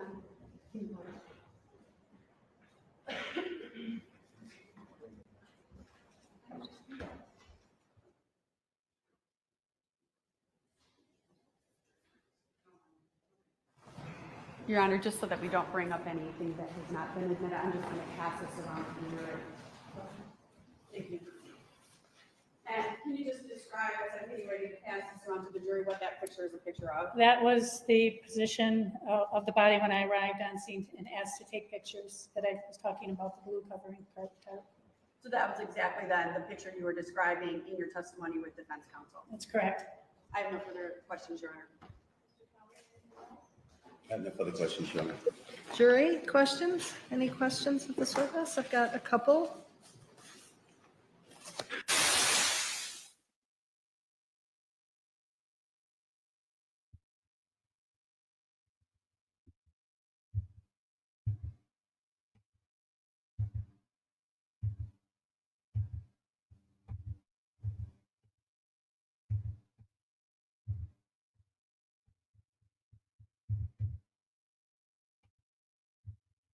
And that you saw it on the night?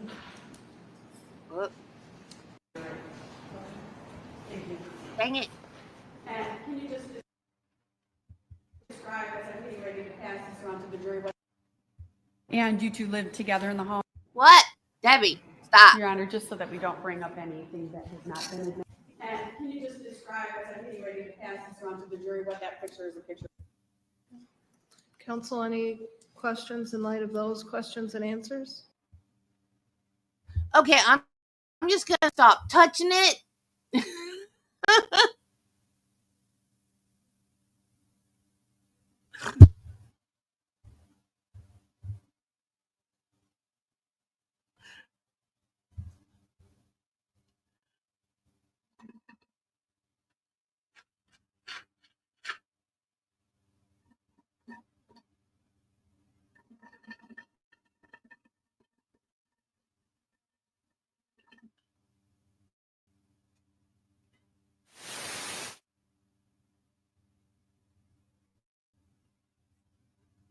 Hi, Carla.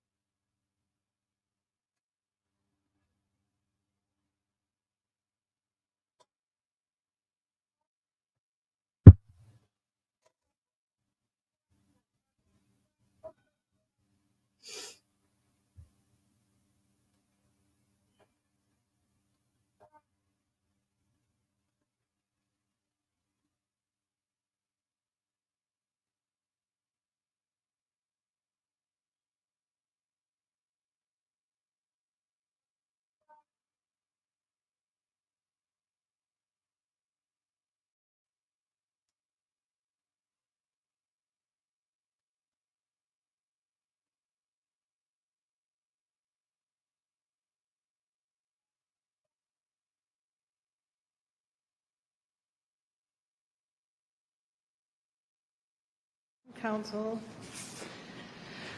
on the day of the fire, were you in a position to observe if the gas can was in the location that you saw it on the night? Yes. I think, was that the 8th of the night? It would have been the 8th. The day after, were you in a position, on the day of the fire, were you in a position to observe if it was in the location you saw it when you went back on? I did not see the gas can on the night that January 7th that I was there. I saw it the next morning when I was there on the 8th. And when you asked Linda Stermer about phone numbers, did she give you a landline phone number? She gave me a landline house phone number and a cell phone number. Counsel, any questions in light of those questions and answers? No. Jury, any other questions in light of those? May she be excused from her subpoena, counsel? I would ask that she please be excused, Your Honor. Yes, Your Honor. Okay, thank you. You're all done and you're Thank you. excused from your subpoena. Ms. Iterveen? Thank you, Your Honor. If you could call Connie Calhoun to stand, please.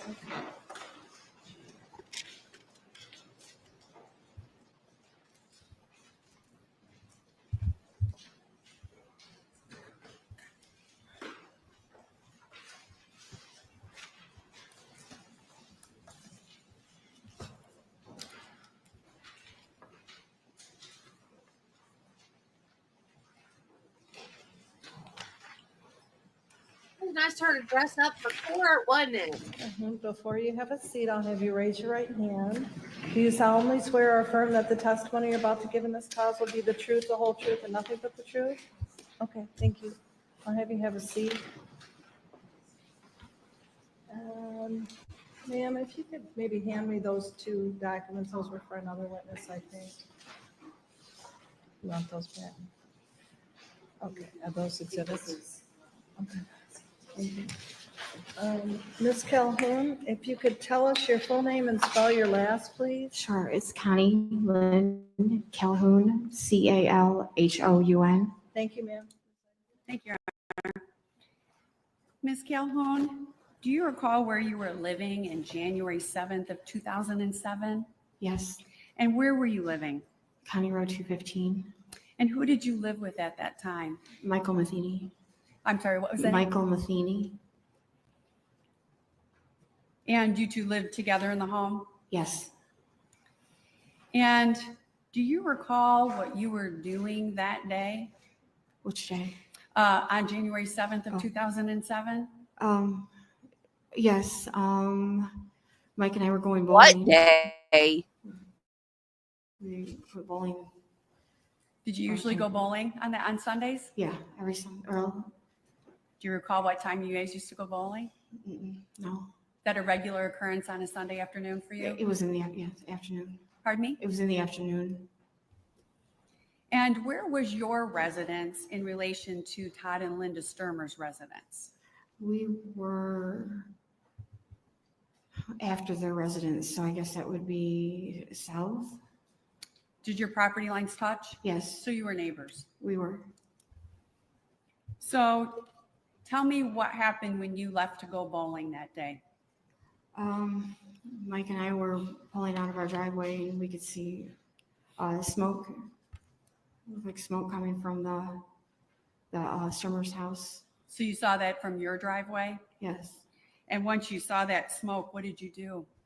We immediately went over there to pull. We left our driveway, went onto the County Road 215, and then went into their driveway. So you pulled into the Stermer driveway? Yes. And what did you see when you pulled into the Stermer driveway? Linda Stermer's van, the house, looked like it was on fire. And do you recall where the van was positioned when you saw it? I don't, Do you recall how close it was to the house? not really. Was it in the driveway? I mean, I don't know. I guess it's hard to explain because how our driveways were, we pretty much like made our paths ourselves. So, I mean, it was, it was in a path that you would take, but it's not like a paved driveway. It's like a dirt driveway. So it was on the dirt driveway? I believe so. And was that the dirt driveway leading out to County Road 215? Yes. And so you're pulling down the driveway. What was her van doing? I don't really recall. But you remember seeing it in front of the house? I do. And as you went down the driveway, what did you see the van do? Linda's van, it's been so long, it's hard to really remember details. I just remember the van going around the back of the house. At what point, I can't really remember. And do you recall testifying under oath on this in a previous hearing? It's been a long time, so there's a lot of things that's happened since then, so it's hard to say. Do you remember testifying? I do remember testifying. And if I showed you your prior testimony, would it help refresh your memory? Sure, yes.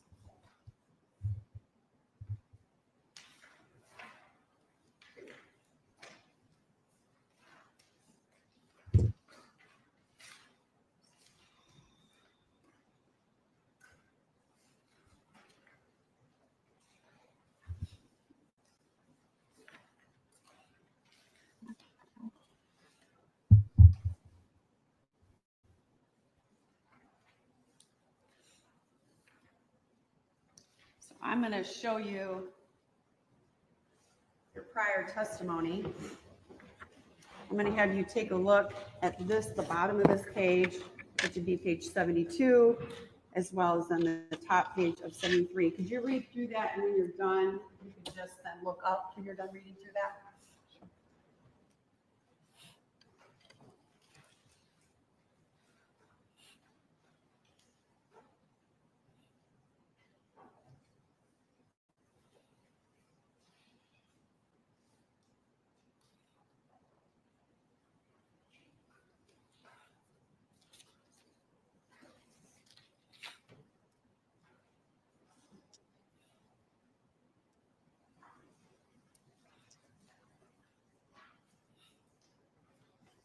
Does that help refresh your memory?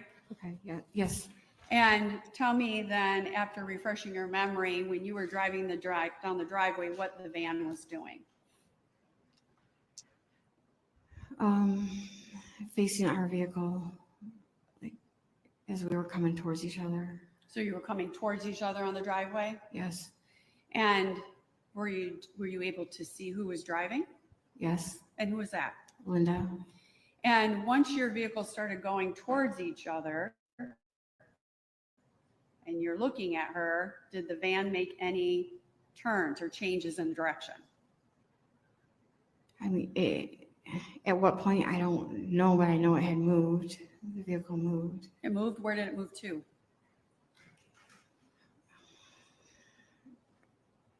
I can just tell you where it kind of ended up. I don't really recall like where exactly it had moved. Did you see it leave the driveway?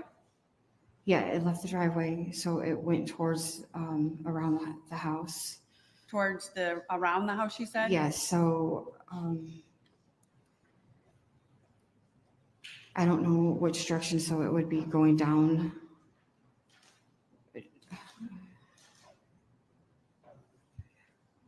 I guess it would be south. I think. If you're looking at it, do you recall if it was left or right? Okay, so it would be on my left. To your left? How she went down. Yeah, I don't really, it's hard to say. You remember her going around to the house, the I- back of the house? I do.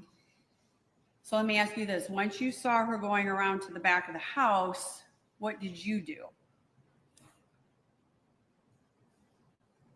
I don't know. Did you get out? At some point we did. Everything is a big blur. Where did you guys stop your vehicle?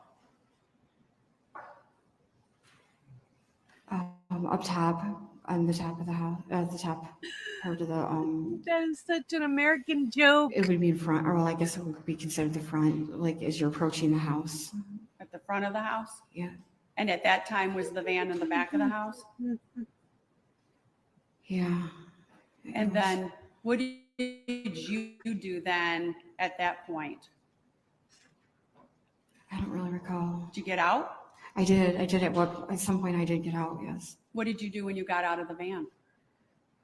Um, I'm sorry, out of your vehicle. I misspoke. Please strike that. when I got out of our truck, Yeah. She's not doing too good, is she?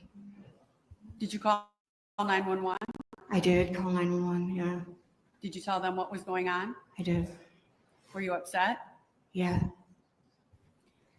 Did you at that point see Todd? Yes. Yes. And where was Todd? He was on the ground by the house. He was on the ground? And you said by the house? Yeah. And you saw him once you got out? Yeah, I was out of the vehicle. And did you get close to Todd? I did. Did you see Linda at that time? I did see Linda. And what did you see Linda doing? When we came across Todd, When you got out of the van, tell me what you saw Linda do.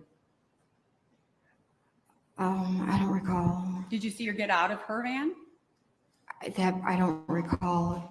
Did you go to the backyard? I don't recall. So once you saw Todd, did you stop there? Yeah, I didn't go any further.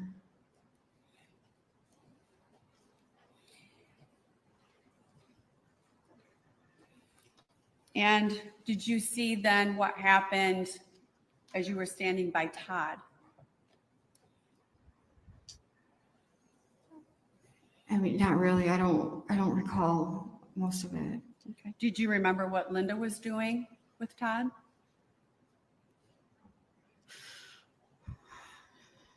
No, What do you remember? Nothing, I apparently. don't remember a lot. I kind of blacked it out.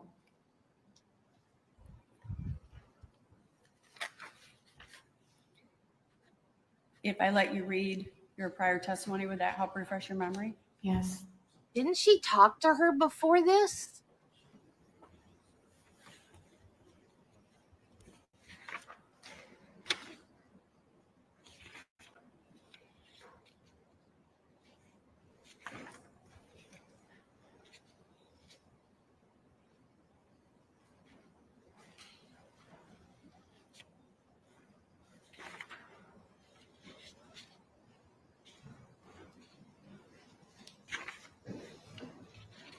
Poor woman.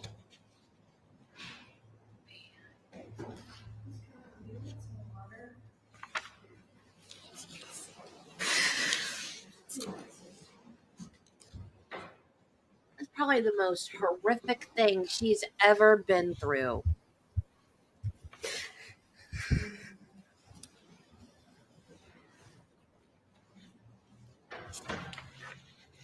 Let me look. Just gonna have you take a look at that while you take a drink of water, okay? Just look at that page when you're ready. And then you can just look up and tell me if that help refreshes your memory.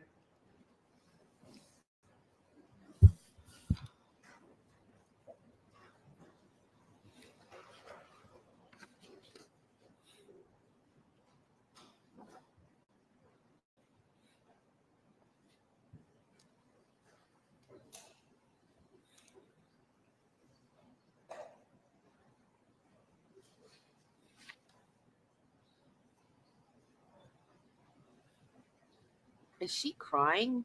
Yeah, she's crying.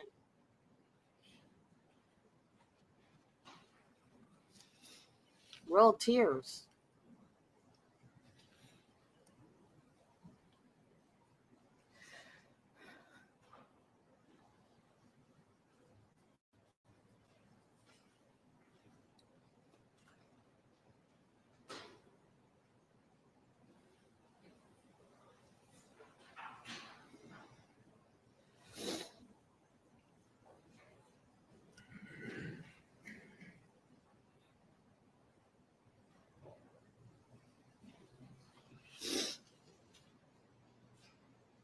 Did that help refresh your memory? Yeah.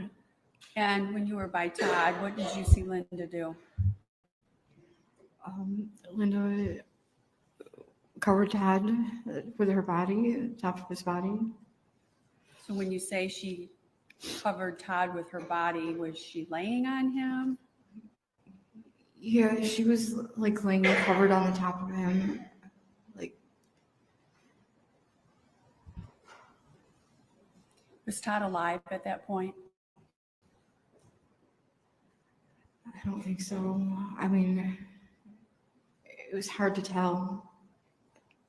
Did you see him breathing?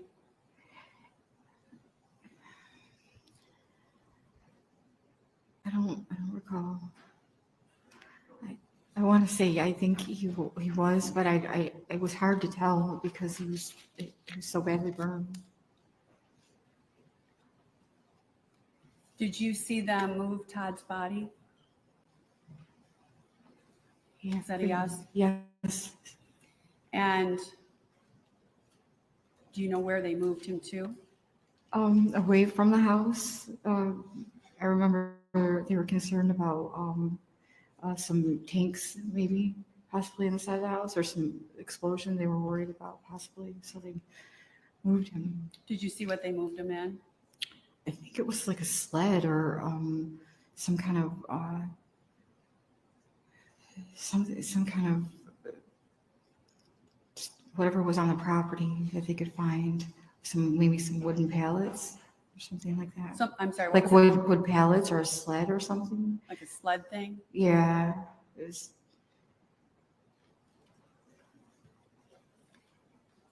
And did you talk to Linda about what had happened? I don't. I may have asked what had happened, but I don't recall what she said. I may have asked. If I show you your past trial your transcript, would it help refresh your memory? It would.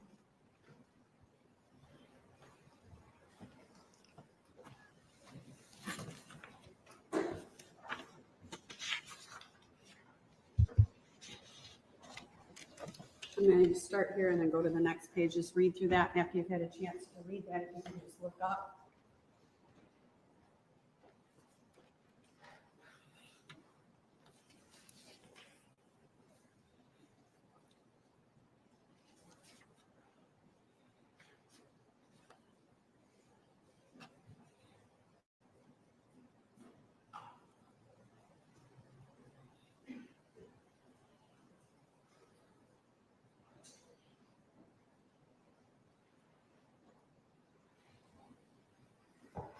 That help refresh your memory? Yes. And can you tell me then what Linda told you had happened? She was doing laundry in the basement. And did she tell you if she heard anything? She did. She said she heard Todd scream. Did you ask her if she had run over Todd? I don't recall. You looked at your trial transcript. Would it help refresh your memory? It would. I'm going to have you actually just continue reading there Okay. on the page that I gave you.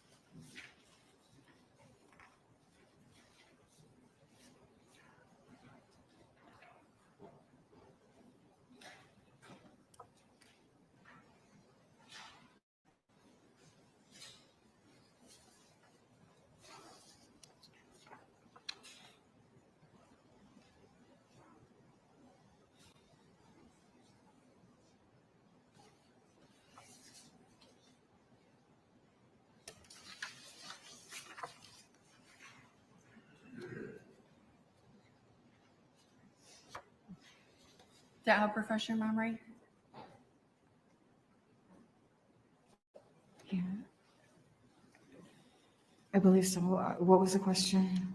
Did she tell you, did you have a conversation about her running Todd over with the van?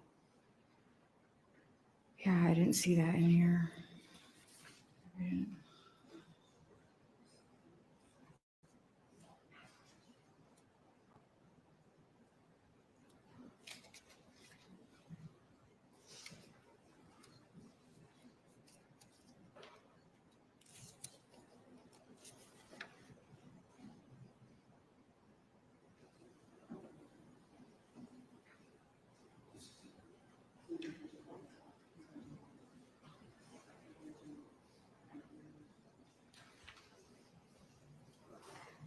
Do you remember writing out a statement when you talked to law enforcement? I don't remember. If I showed you a copy of a statement, could you recognize your handwriting and determine if this is yours? Yes. I'm gonna have you just take a look at that. Do you recognize that?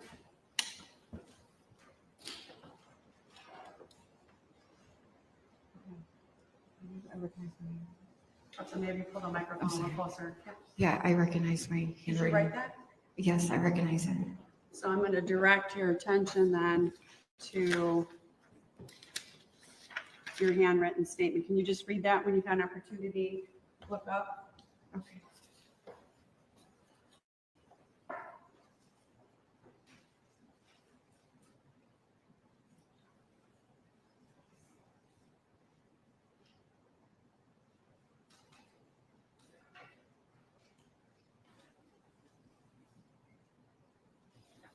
That help refresh your memory? Yes.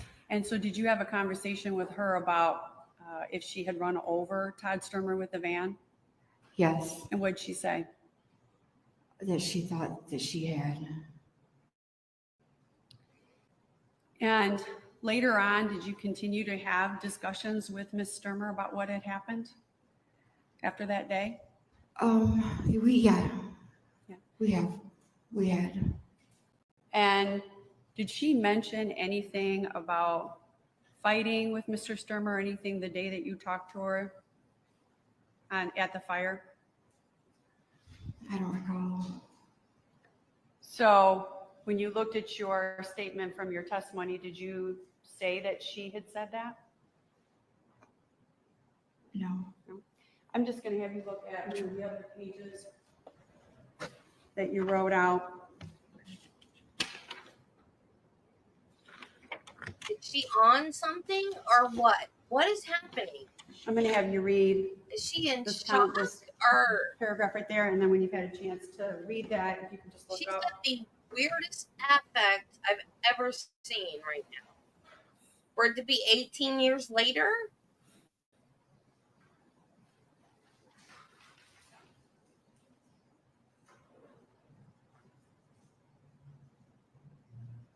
Did that help refresh your memory?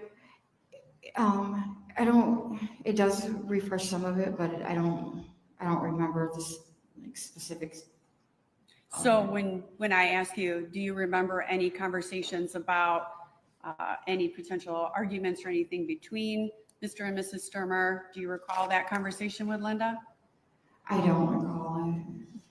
Had Ms. Stermer ever talked to you prior about any sort of arguments or problems in her marriage?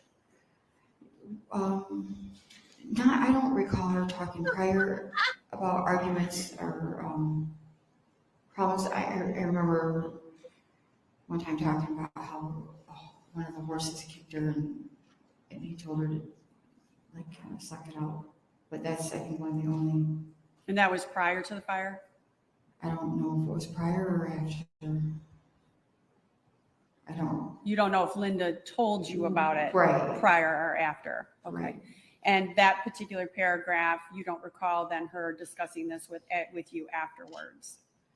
I don't recall a specific day of her talking to me about that, no. Do you recall that conversation at all, even if you don't remember what day?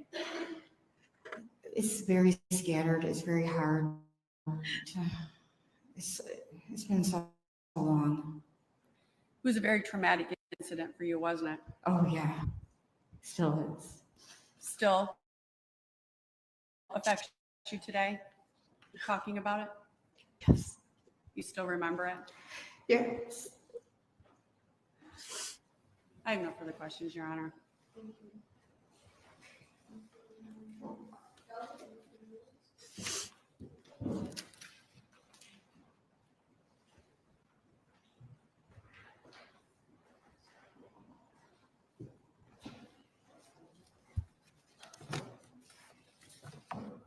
Good afternoon, Ms. Calhoun. And I know you're having a difficult time, so I'm going to try to be as brief as I can. Do you recall having an interview with a detective?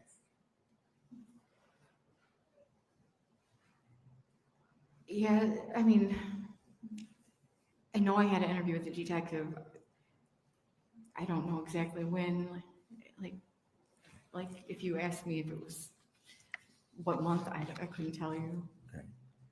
Do you recall the day? I know you recall the day of the fire, the day that you arrived at the Stermer's property and saw Mr. Stermer lying on the ground. Do you recall that day if you gave a statement to one of the officers on the scene? I don't recall.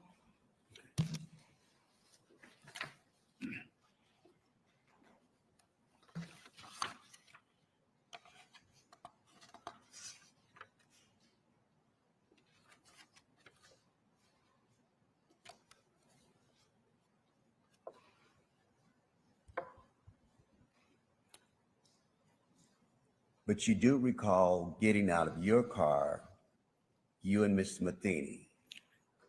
Yes. Is that right? Yes. And when you was getting out of your car, you also saw Miss Stermer. Is that correct? Yes. Okay. Can you tell me, if you recall, what her emotional status, in your opinion, was when you saw her? She was hysterical. Hysterical. Yes. Do you recall if she was crying? She was more than crying, yes. Was she screaming? Yes. Okay.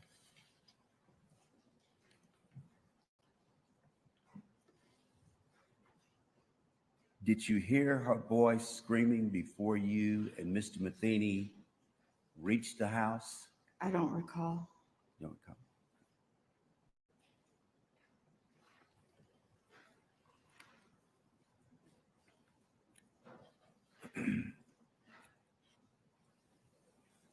When you got out of your car and you approached Mr. Stermer's body, Mr. Matheny called 911. Is that correct? I believe so. No, she called 911.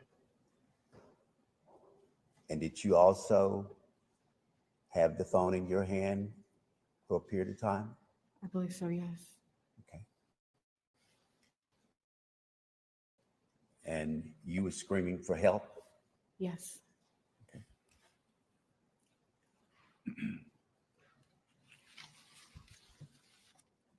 Didn't she call 911? Did you, if you can recall, did you smell any unusual odor on Mr. Stermer? No. Do you know what the smell of gasoline smells like? Ardo. Did you smell any gasoline on Mr. Stermer? No, I didn't.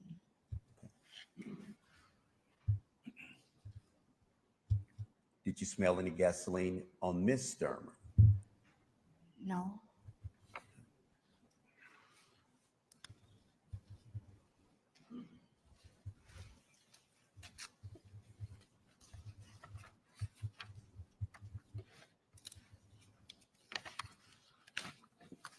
said I'll be brief, Your Honor. Could I have just 1 second? I know. That's why I'm saying she's got like the weirdest after that. It's like this just happened. She So when still you looks. see Todd, and you see his condition, are you upset at that point? Did you kneel down beside Mr. Stermer? Yes. And how close did you get to him?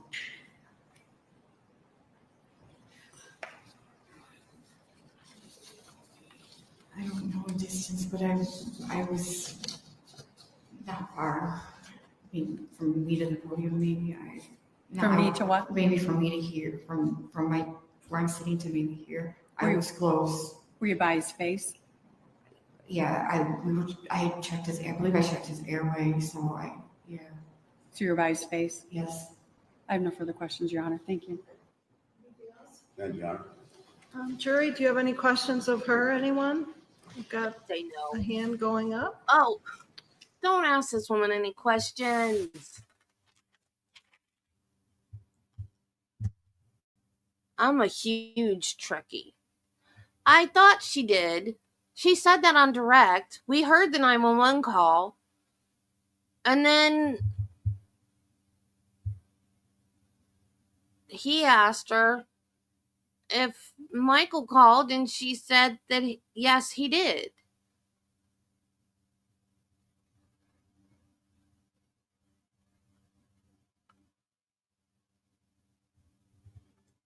She's not a good witness.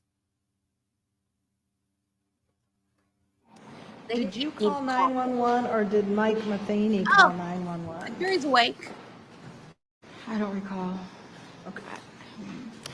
Counsel, any questions in light of that question and answer? No, Your Honor.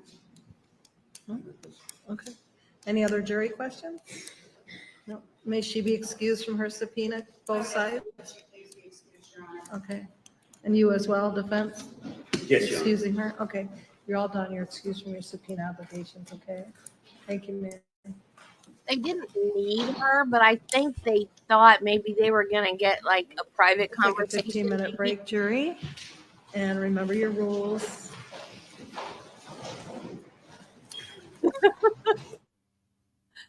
I thought maybe they called her because there was some private conversation between her and Linda, maybe about prior arguments with Todd or something like that. But other than that, they probably shouldn't have called her because they didn't need her. They got everything they needed from Michael Matheny. I love Star Trek. It's weird. I realized maybe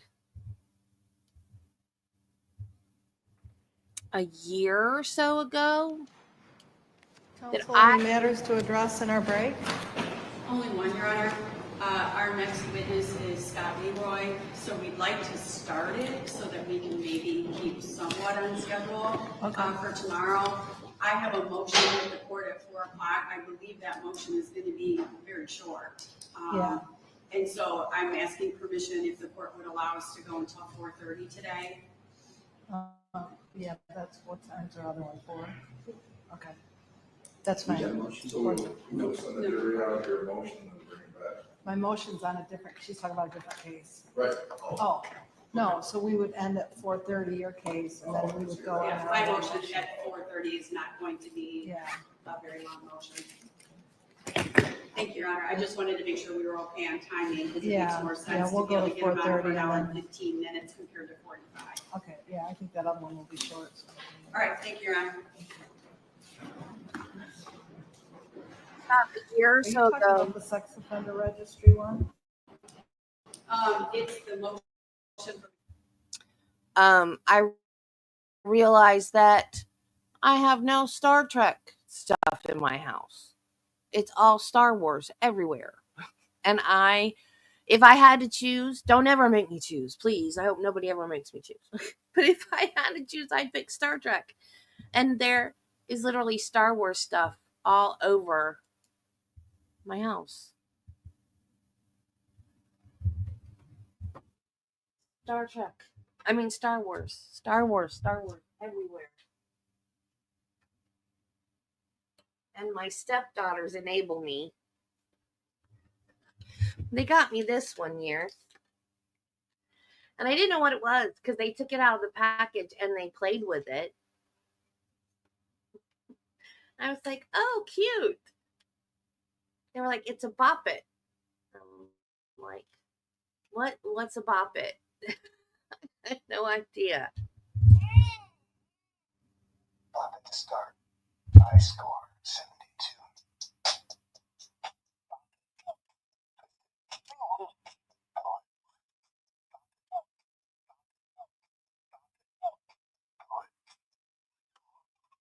Easy.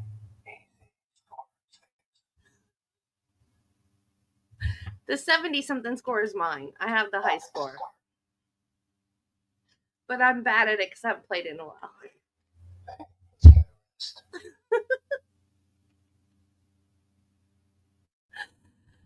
So I have my desk is the Star Trek Enterprise D. That's the only Star Trek thing I have.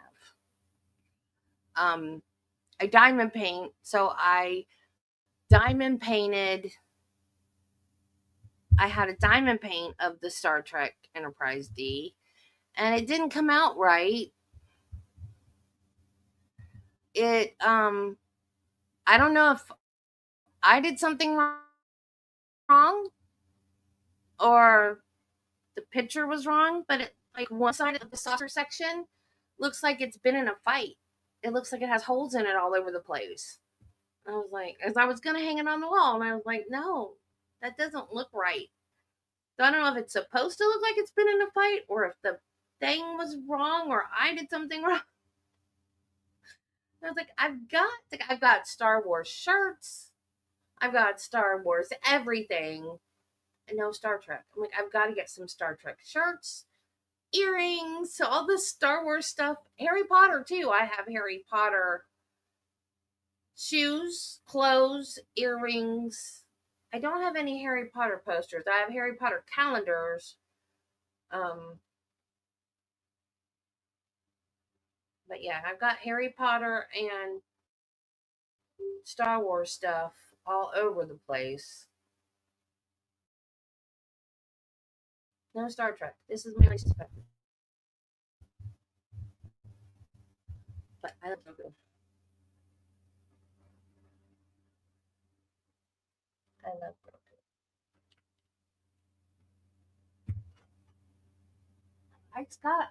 Oh, I'm looking for my Grogu I made Judy. It's in the car.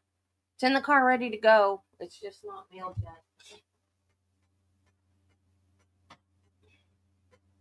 You'll get it eventually. If our post office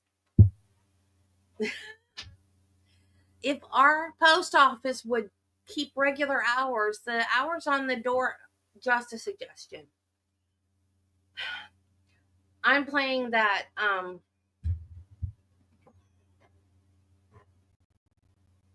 more Star Wars. Now Shadow's gonna come yell at me to open the door back up, but it's her door and it's supposed to be open. Oh, that's cool. The problem with a lot of Star Wars stuff now is because it's Disney, so it's super expensive.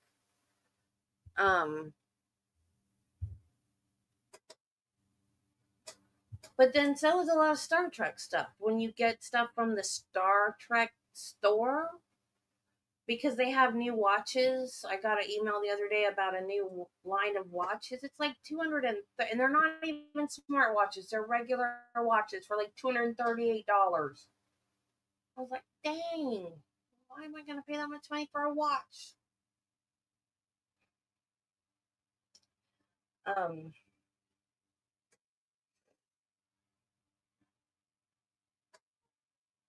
The Hogwarts Legacy game that I'm playing, there are puzzles in it, and they're called Merlin Trials. And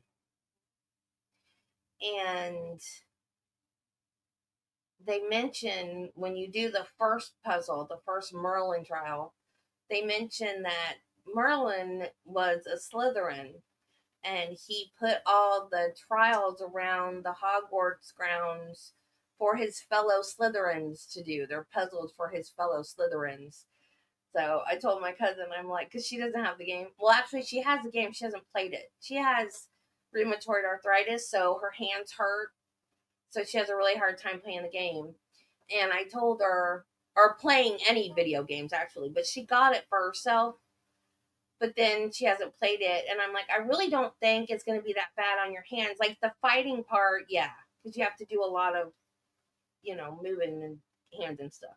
But just the flying around part and the like finding stuff and solving the puzzle stuff is not as intense as far as hand movements and button pushing and stuff. I'm like, I think you could do that stuff and it would be fine. But I told her, I said Merlin was a Slytherin. She's like, how do you know? I said, because the game tells you he was a Slytherin. I'm like, that makes a lot of sense, actually. I should be thankful he's not going in the house today, though. Yes.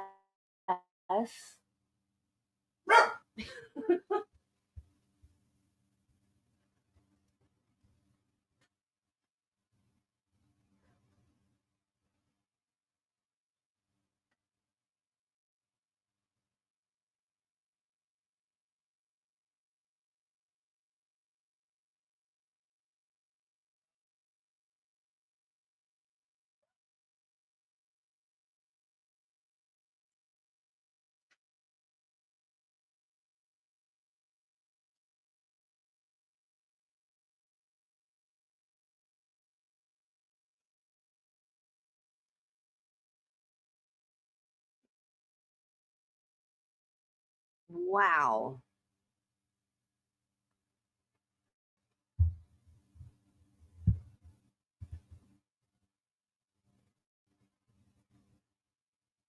He's so cute.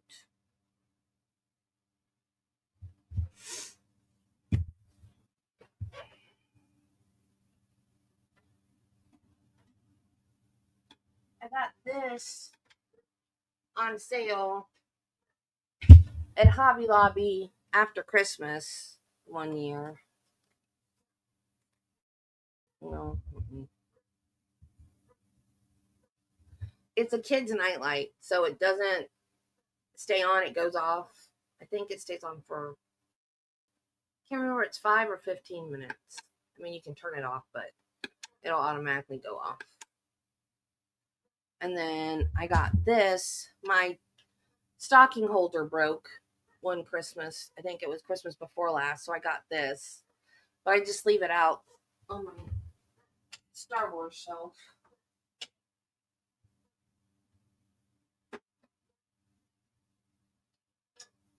And then these Travis found, they came with candy. He got a whole bunch of these for me and the girls. But you push the candy, came out here, but it wasn't like brand candy. It was like candy that came with the thing, and I can't find any more that's the right size. I tried Nerds, they're too small. They just pour out. They don't work with the button.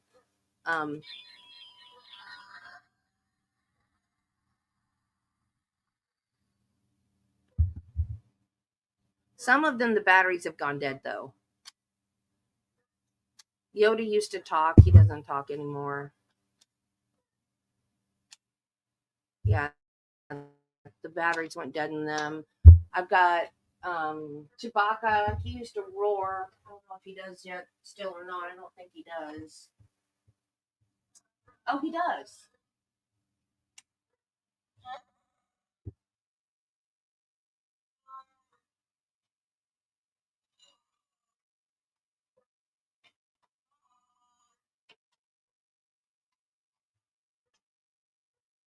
Let me go get Goofy.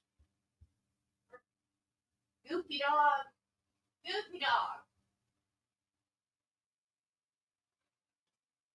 Goofy dog. Did you do anything?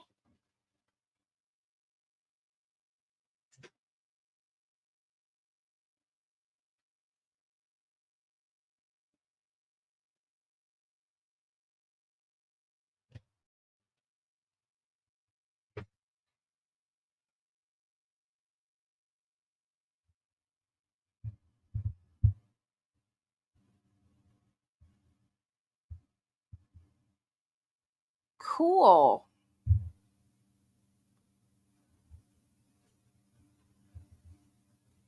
I love Sabine.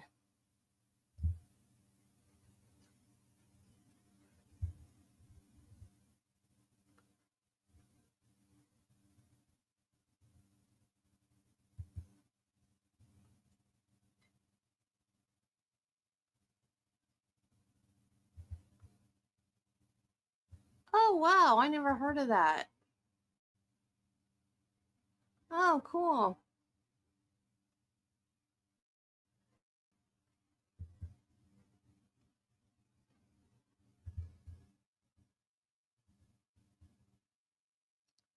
Um, there's some cross stitch patterns that I started. I wonder if I can go. I'll be right back.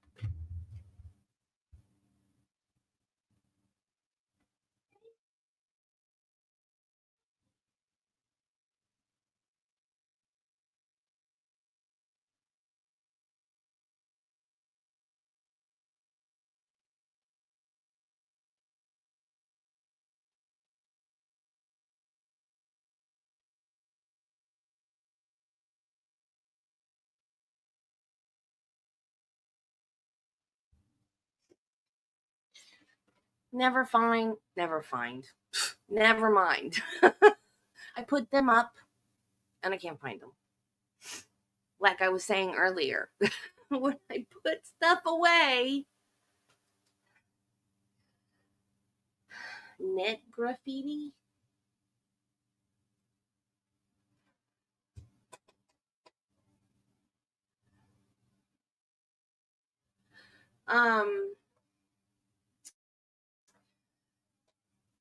That little butthead that I've let outside like 5 times now pooped in the house. I don't know what to do with him. I do not know what I'm going to do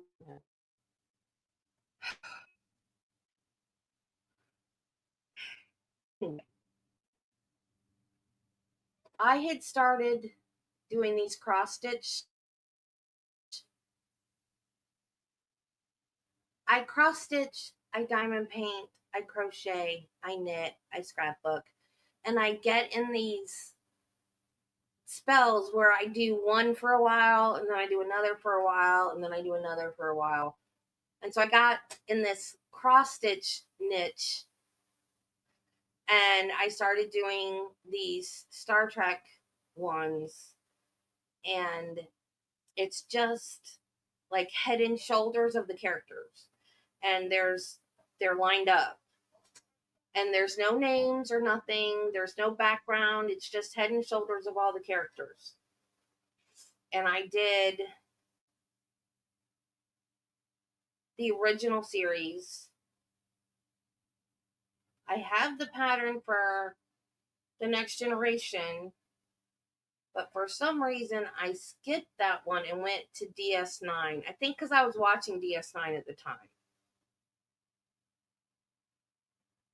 And then I have another one that's just the captains, and it has like the outline of their ship behind them with their head and shoulders in front of the ship.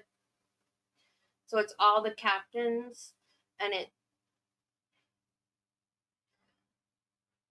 can't remember if it starts with Kirk or if it starts with Archer. But I know it's got Archer, but it also has Burnham, who is the captain of Discovery.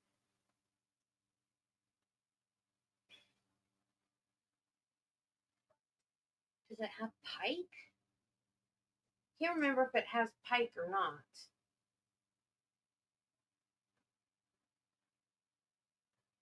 But they have one for all of them. They have one with all the characters for Discovery. They have one for all the characters. I think they have one for all the characters for Strange New Worlds too. And I want to do them all. And then when my stepdaughters get all their crap out of that room, and I can make that my studio. Eventually, if we get around to it, I'll get them all done, and I'll have all my Star Trek characters on one wall. All my cross stitch of all my Star Trek characters all on one wall. If I ever get them finished. But right now I'm back on a diamond painting kick. I'm working on a Beauty and the Beast one now, and it looks like they're coming up out of a book. It looks like an open book with them coming up out of it. And I have, I don't know, over half a dozen Harry Potter ones that I'm going to put in that room. Because that room is huge. It's going to be great. I cannot wait for them to come to John. On record, people versus Linda Stermer. Any matters to ask before? Don't tell me to wait. Patience is not my name.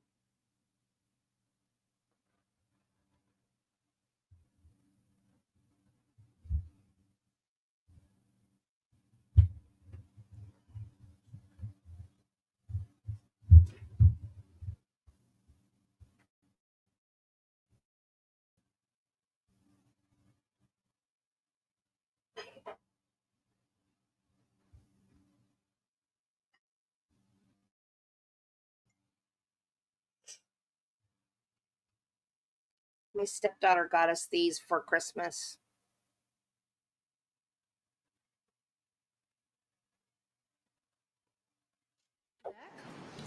Witness side of you may call your next witness.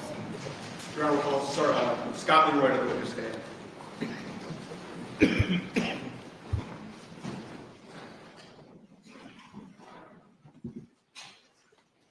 If you raise your right hand, do you solemnly swear or affirm that the testimony you're about to give in this cause will be the truth, the whole truth, and nothing but the truth? I do. Thank you. Please have a seat, and once you're settled in, we'll have you tell us your full name and spell your last, please.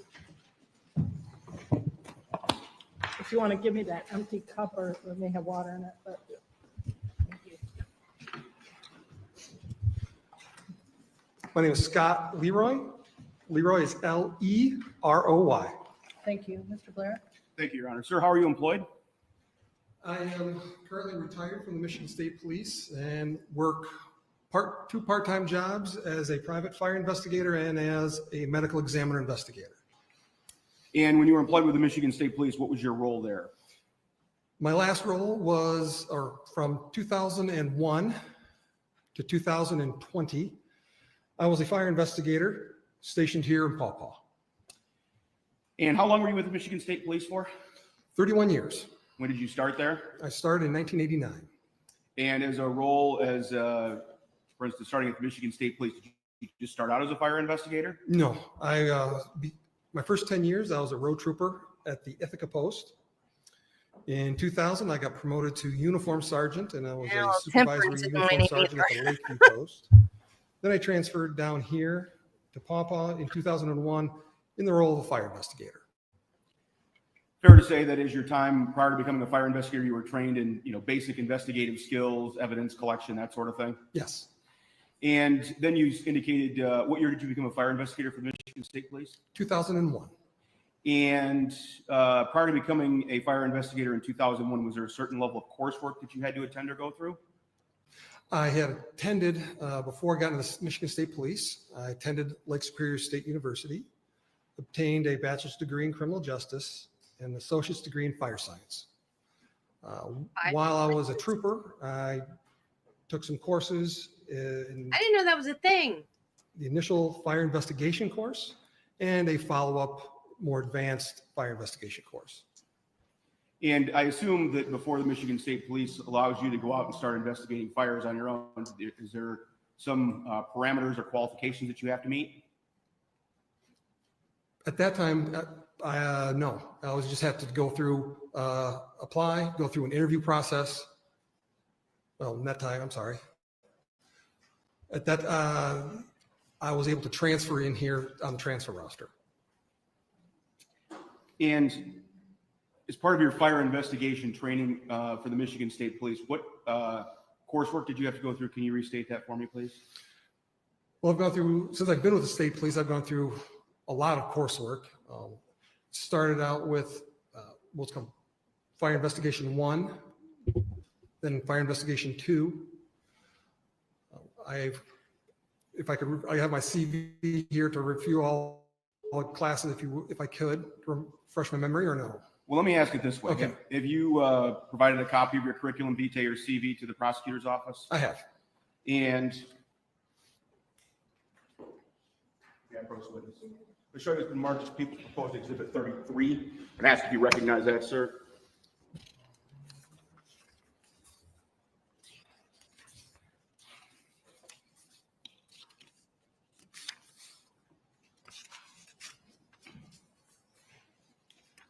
This is a copy of my curriculum vitae or CV.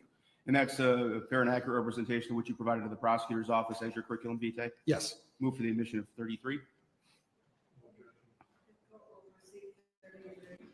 All right, so let's, I guess, kind of go through. So basically, to become a fire investigator of the state police, you go through, you said Fire 1 and Fire 2. Is that correct? Correct. And is there some on-the-job training you have to go through as well? Eventually, yes. What is that? Once I became a fire investigator down here, I would go to scenes with a more senior fire investigator. I did that for about 1 or 2 months. And then is there continuing coursework you're required to do when you're at the Michigan State Police? Not then. There is now. And have you, even though may not required, did you go through additional coursework? Yes. What type of coursework did you do? There was many different courseworks. I took a class in vehicle fire school, electric and gas appliance fire school, solid fuel burning, which is fancy way to say fireplaces school, done post blast school with ATF, taken fire pattern and recognition class, residential electricity for fire investigators. That was a class I took.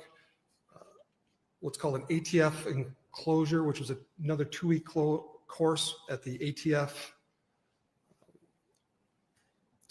fire research facility out in Maryland. Spent 2 weeks there. Class in ventilation and flow path and growth. That's a ventilation is the fire, the air affecting of the fire. And recently a fatal fire investigation class. All those official, I kind of skipped over some of the ones like hazardous materials and things like that. And like what agencies offer these types of classes? Different agencies, the Michigan State Police offered some of them, ATF offered some, the International Association of Arson Investigators, which goes by an acronym IAAI. And let's talk about IAAI. Do you have any specific certifications as a fire investigator? I do. And what are those and who are those through? I hold 2 national certifications. The first one is a certified fire investigator through the International Association of Arson Investigators. I obtained that in 2006. I also am a member and obtained a certification called Certified Fire and Explosive Investigator. That's with the National Association of Fire Investigators. I obtained that certification in 2019. With respect to anything past 2007. This case is about his expertise level in 2007.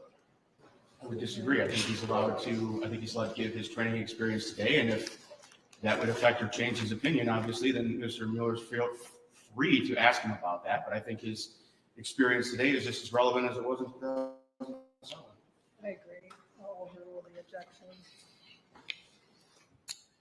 Now, with respect to, so it sounds to me like you've done a continuing level of coursework throughout your years as a fire investigator, fair? Yes. And have you been qualified as an expert in courts before? Yes. In what field? In fire investigation, I've also been an expert in meth lab identification. And as part of being a fire investigator, is that we've heard maybe terms of called cause and origin. Is that something that you have opined about in courts before? Yes. And do you recall how many courts you've been qualified as an expert in? I've been qualified 47 times in origin and cause investigation, including, I believe, 7 times in this court. It's April, for crying out loud. This is ridiculous. I saw the first love bug today, though. That means it's spring.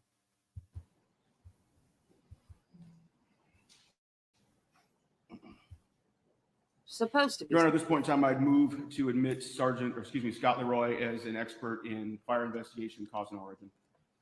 No objection, Your Honor. Receive his testimony as an expert. Thank you, Your Honor. Sir, I'd like to take you back to January 7th of 2007. Do you recall that date? Yes, And on that date, were you still working for the Michigan State Police? I was. And what role were you working in at that time? I was a detective sergeant with the Michigan State Police Fire Investigation Unit out of 5th District Headquarters here in Paw Paw. And we've heard terms thrown about the word fire marshal. Is that you? That would be yes, that's me. Okay, all right.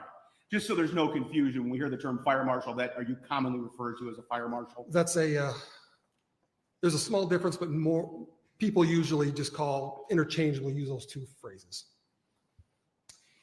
And on 1/7 of 2007, did you respond to a residence on County Road 215 in Lawrence Township? Yes. Do you know that to be the Stermer residence? Yes. And how was it you were dispatched on that date?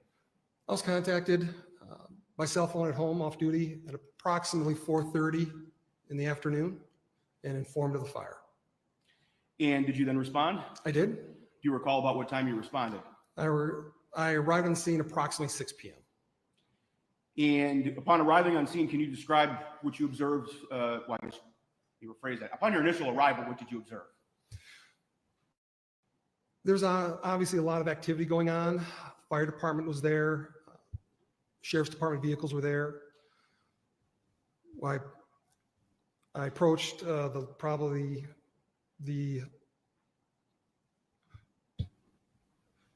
was a lot of commotion going on.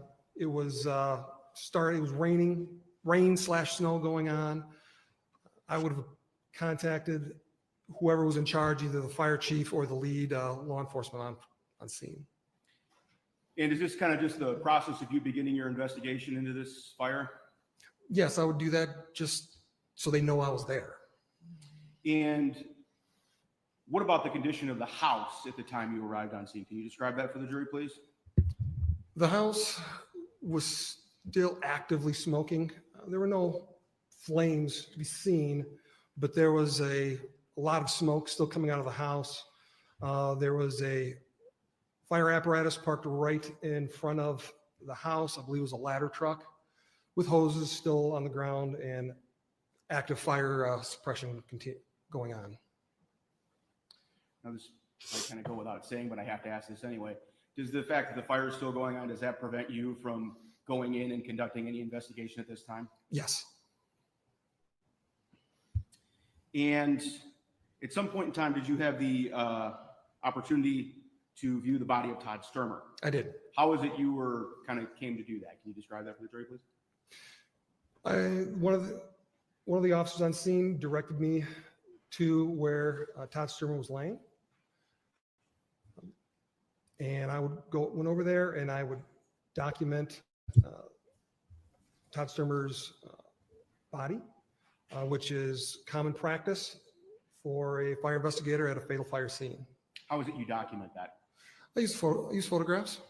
So the evening of the 7th, you took photographs? Correct. Do you recall exactly what you would have taken photographs of on the evening of the 7th?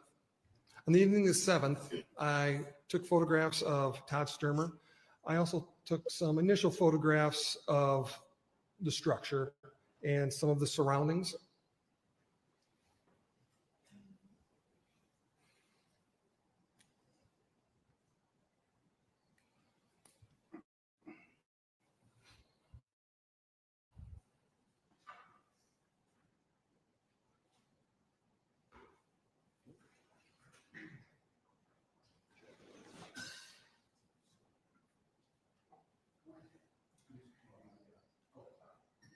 I was going to ask you. So that's, may I approach you, sure. Sir, I'm going to show you what's been marked as People's Proposed Exhibit 34-1 through 34-31.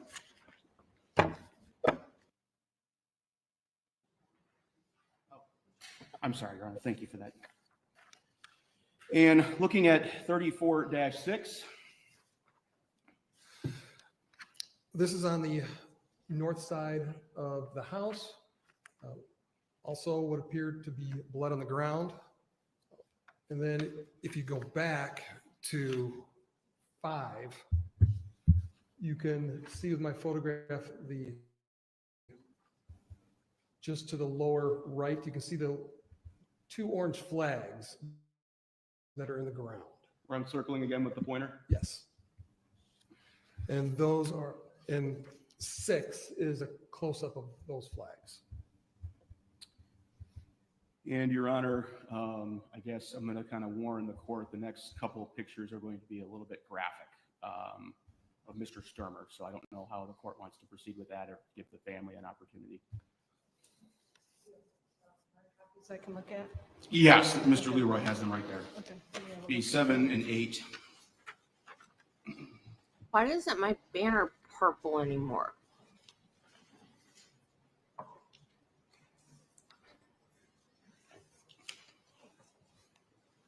Jerry, there's some graphic photos coming up next, so just alerting you to that, okay?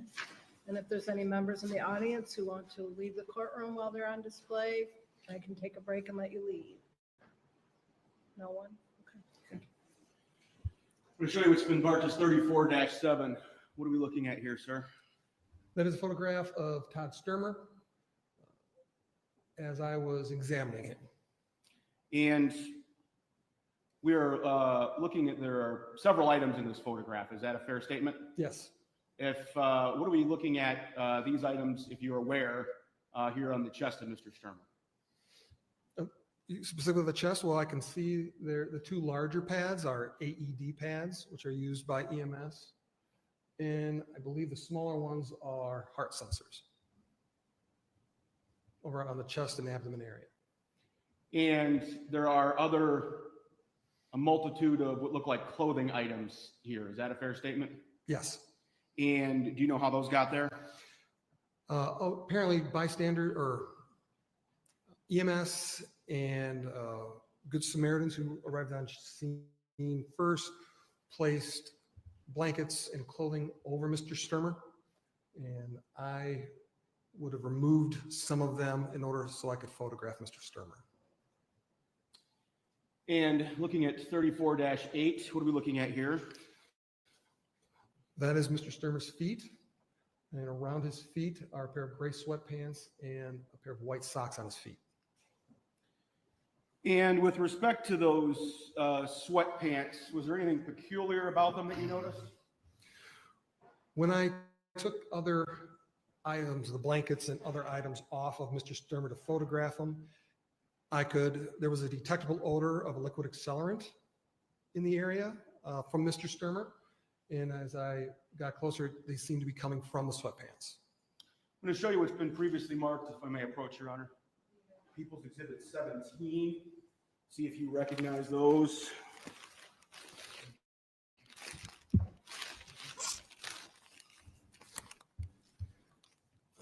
These are the sweatpants that are in a nylon bag with my initials on them. Those are the ones you then removed from the body of Todd Stermer? Yes. And these are the same sweatpants you indicated smelled of a liquid accelerant, is that correct? That's correct. It's a clarifying question, Your Honor. Fair.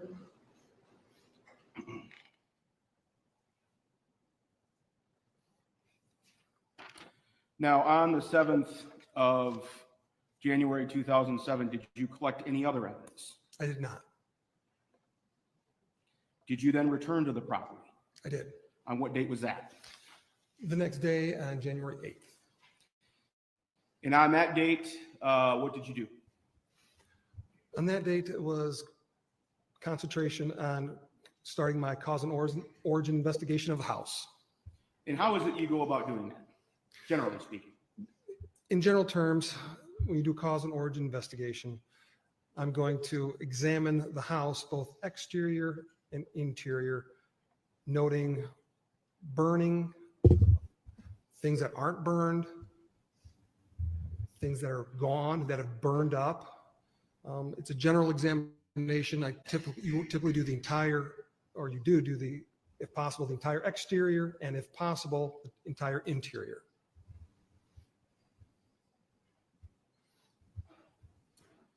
Now, when you returned on the 8th, was the scene still secured? Yes. How was it secured?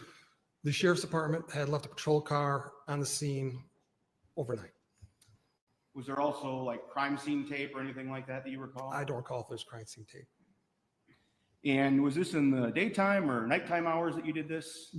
On the 8th? On the 8th, it was the daytime. Do you recall about what time? It would have been, the exact time, no, I know it had been shortly after 9 a.m. because that's when I was notified of the search warrant.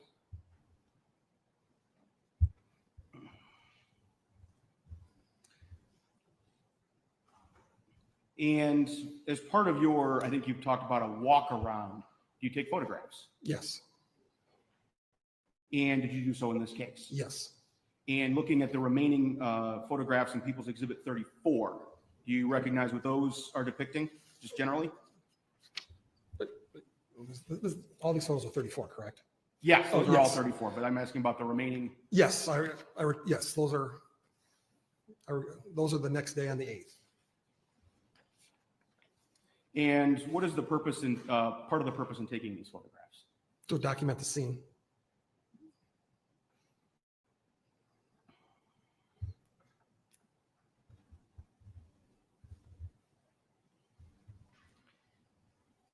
And in this case, just generally speaking, do you recall what you took photos of? I took photos of the house, both exterior and interior.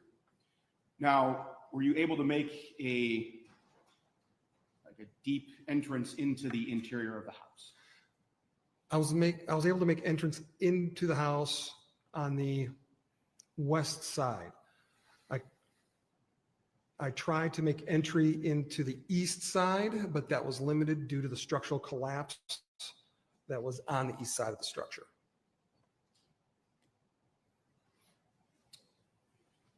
Is part of your process also to collect physical evidence? Yes. And where do you collect that from, if you can kind of just generally detail that? For instance, inside the residence, outside the residence?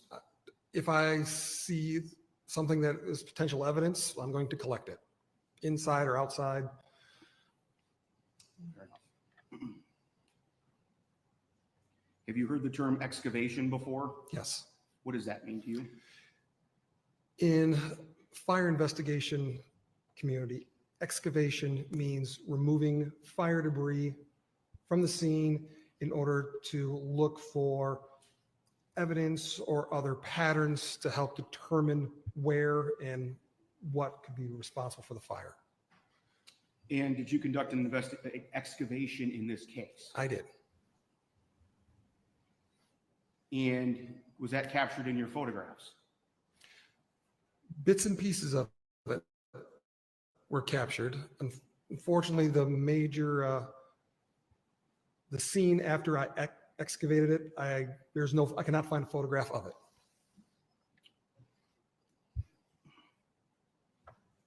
And also as part of an investigation into a fire, you collect samples I can. And like, describe for the jury what those might entail, if you can, please. What the samples might be, like that you might look for or collect. If I'm sampling items to look for ignitable liquids, I will typically look for the surface that is in the area of origin to see if there was ignitable liquid in the area of origin, which often includes carpeting, carpet pad, flooring, carpet tack strips, or other parts of a structure that are remain behind in the area of origin that may hold traces of a flammable liquid. All right. And so let's go ahead, if we can, and go back to your photographs. If I look at 34-9, what are we looking at here? That is the front or east side of the structure. And in 34-10? That is the south side of the structure. Now, there is, for lack of better words, we'll call it a rectangle cut along the cement foundation here. Do you see that? Yes. Do you know what that is? That will be done during fire suppression. If you go back one, you can see the same thing happened on the east side. Below the windows, you can see there is holes cut in the wall. That is standard for a fire department to do that, especially if they can't make entry through normal access, the doorway, where in this case they couldn't because of the structural collapse. What is their purpose in cutting those holes in the house? To get access to the interior to put the fire out. Spray it with water? Yes. And let's go to 34-11. What are we looking at here? That is the north side of the house. And there is a large green object depicted here in the photograph. What are we looking at there, if you have any knowledge of that? That is a fuel oil tank that is filled to typically power a fuel oil furnace. And 34-12. This is the rear of the house, or the west side of the house, facing the back. And 34-13. This is an aerial photograph. During the scene, I had a fire department aerial truck come to the scene so I could get above the house and take a photograph from the top down. So we're kind of talking like a ladder truck type of thing? Yes. Okay. With the bucket on the end? I don't think this one had a bucket, but it was a ladder truck. Okay. But that allows you to get up high and look down in. Correct. This is the day before drones. And 34-14. This is also from the aerial truck with a house and showing the more of the yard towards the north. And there are some persons kind of standing here in the photograph. Any idea who those are? I believe one is the deputy from Berrien County Sheriff's Department who was doing the measuring, and probably more law enforcement officers. And there were photographs earlier taken of some flags that you saw. Is that correct? That's correct. Are those also depicted in this photograph? Let's see if I can.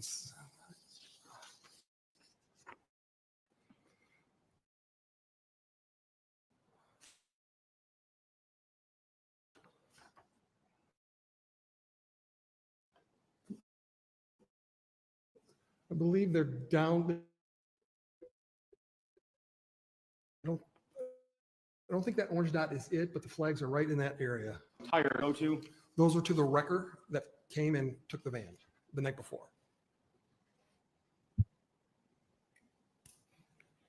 Looking at 15.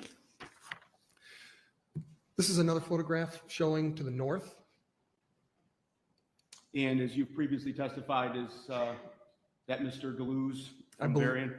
I believe so. Okay. I can't identify him from this photograph. And 16.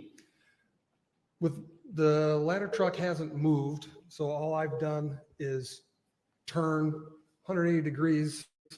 That's the shoulder of the firefighter who's behind me, making sure I don't fall, taking a picture back down the driveway back towards the road. And 17.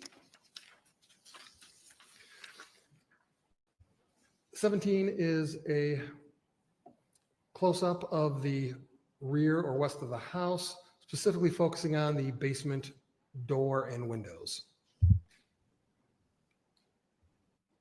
18.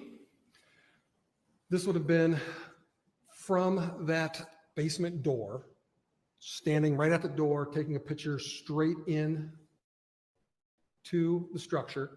So I'd be facing east, taking a picture of the debris in this area.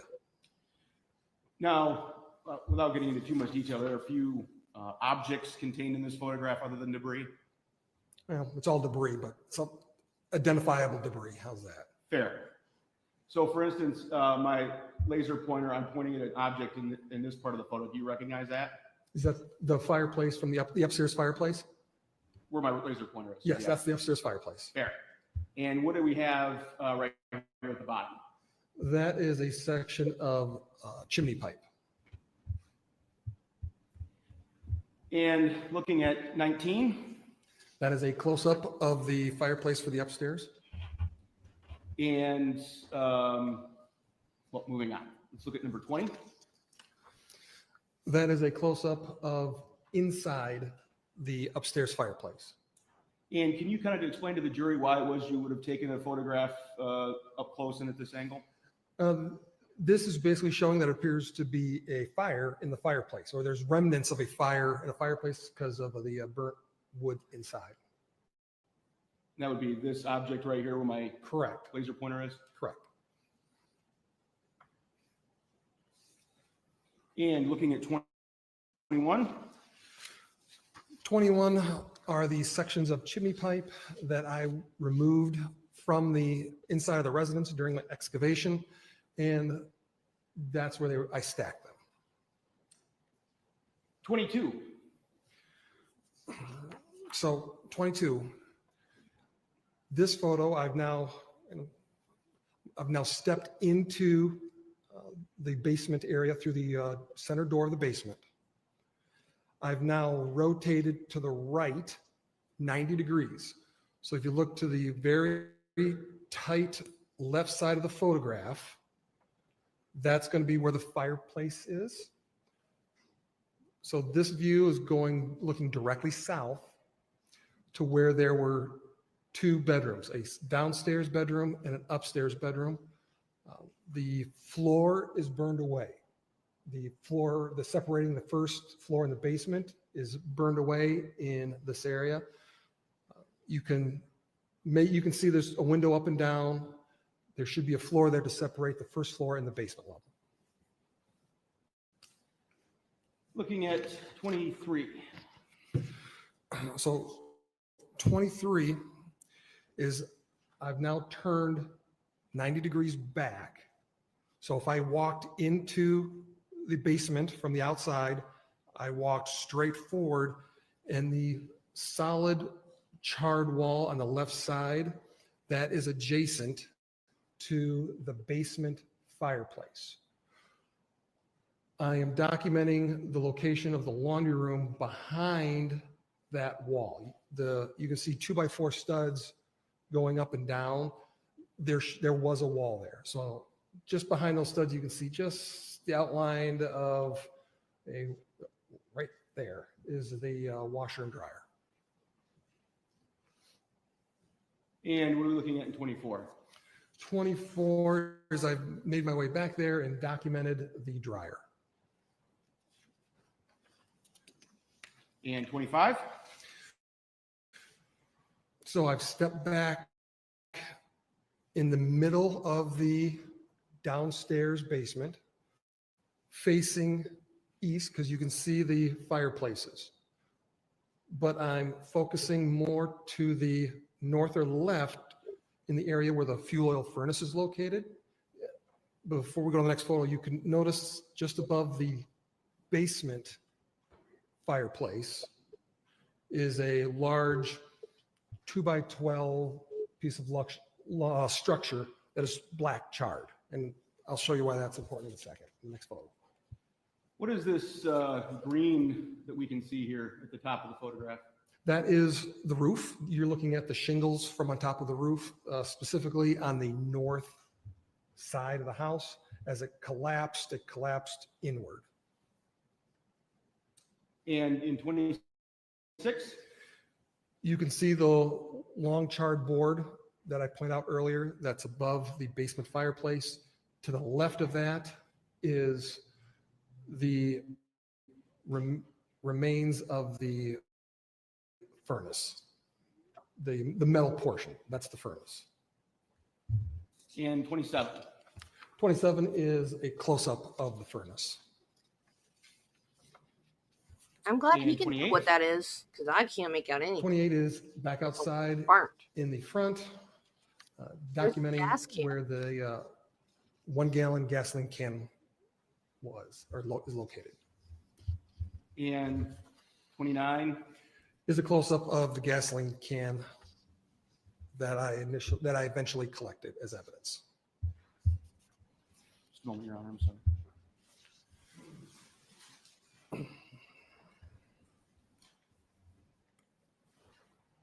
It's just right here.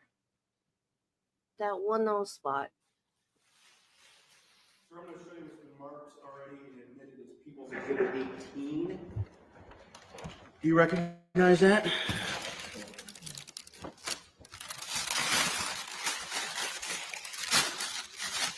I hope he tells where the fire started. This is the gasoline can that I collected, and these are my initials on the tape seal.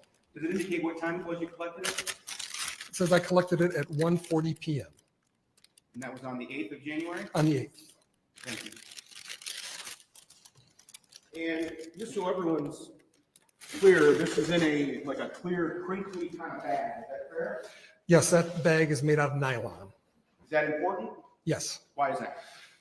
You cannot put evidence that you're going to have the lab checked for presence of ignitable liquids in a plastic bag.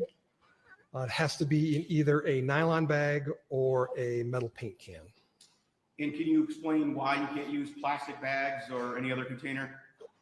One of the important reasons is when the lab tests these samples, they will put the sample bag and all into an oven to try to heat it up.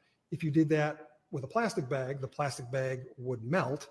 And if the plastic bag melts, it can give off petroleum-based products.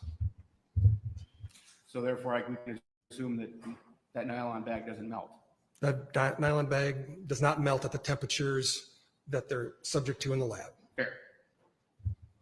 Now, looking at People's Exhibit 34-30. This is a shed located to the southwest of the main structure. And why are you taking a picture of a shed? I'm documenting that that shed is there and is unburned. And 31. I am this is inside that shed, noting that this is an area where fuel cans are stored.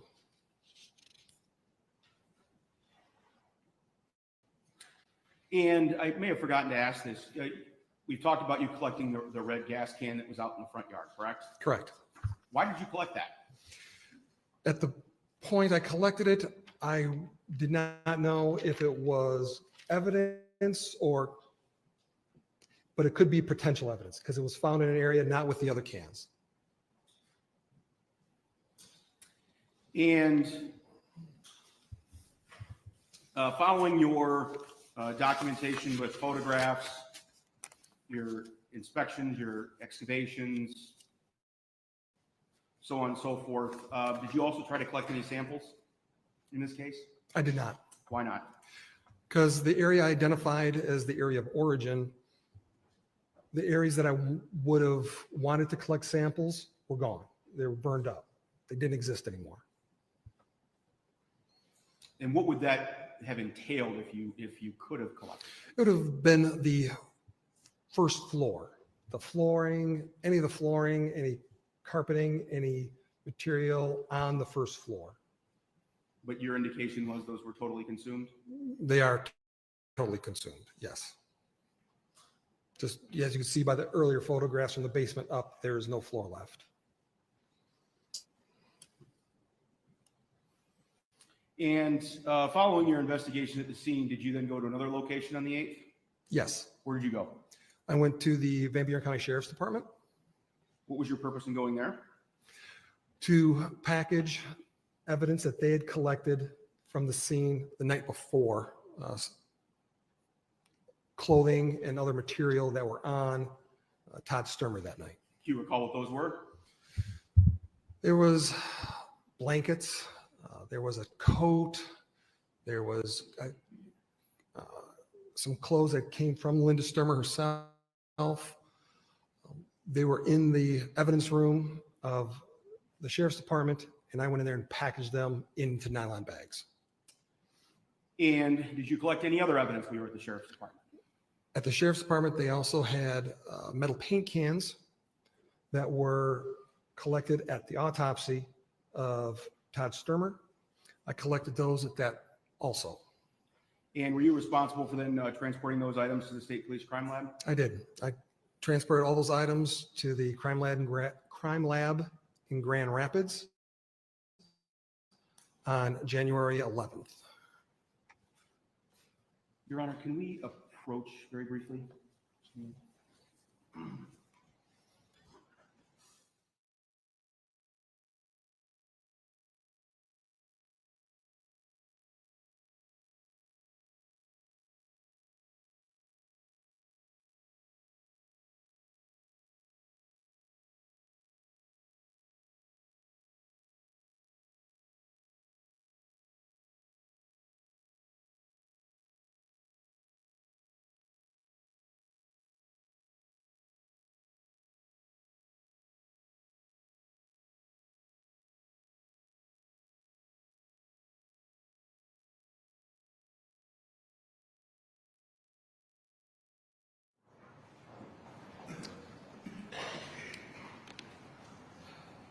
Sir, as a fire scene investigator, are you familiar with something called the scientific method? Yes. What is that, please? Scientific method is a basic, is the basic method that investigation should occur. More of a, not the nuts and bolts, but more of the mental process of doing an investigation.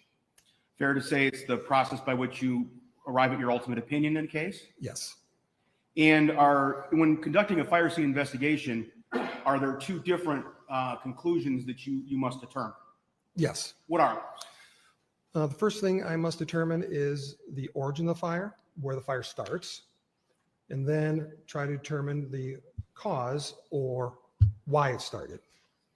Now, with respect to the scientific method, did you follow it in this case? Yes. And do you recall what the steps of the scientific method are? The first two steps are determine a need or define a product, determine a need and find the problem, which is, we almost skip over those because it's always the same two things. There's a fire and the action that needs to be taken is to determine the origin and cause. Next step is to collect data. And data can be anything from observable patterns, witness interviews, lab samples, all the data. The next step is analyze the data. The data that I've collected, observed, I look at it and try to determine what that means. The next step is to develop a hypothesis, a theory. I'm going to develop as many theories that I can initially. All the theory initial for what I'm doing. If I'm doing the origin, I'm going to develop theories or hypotheses of all the areas where the fire could have started.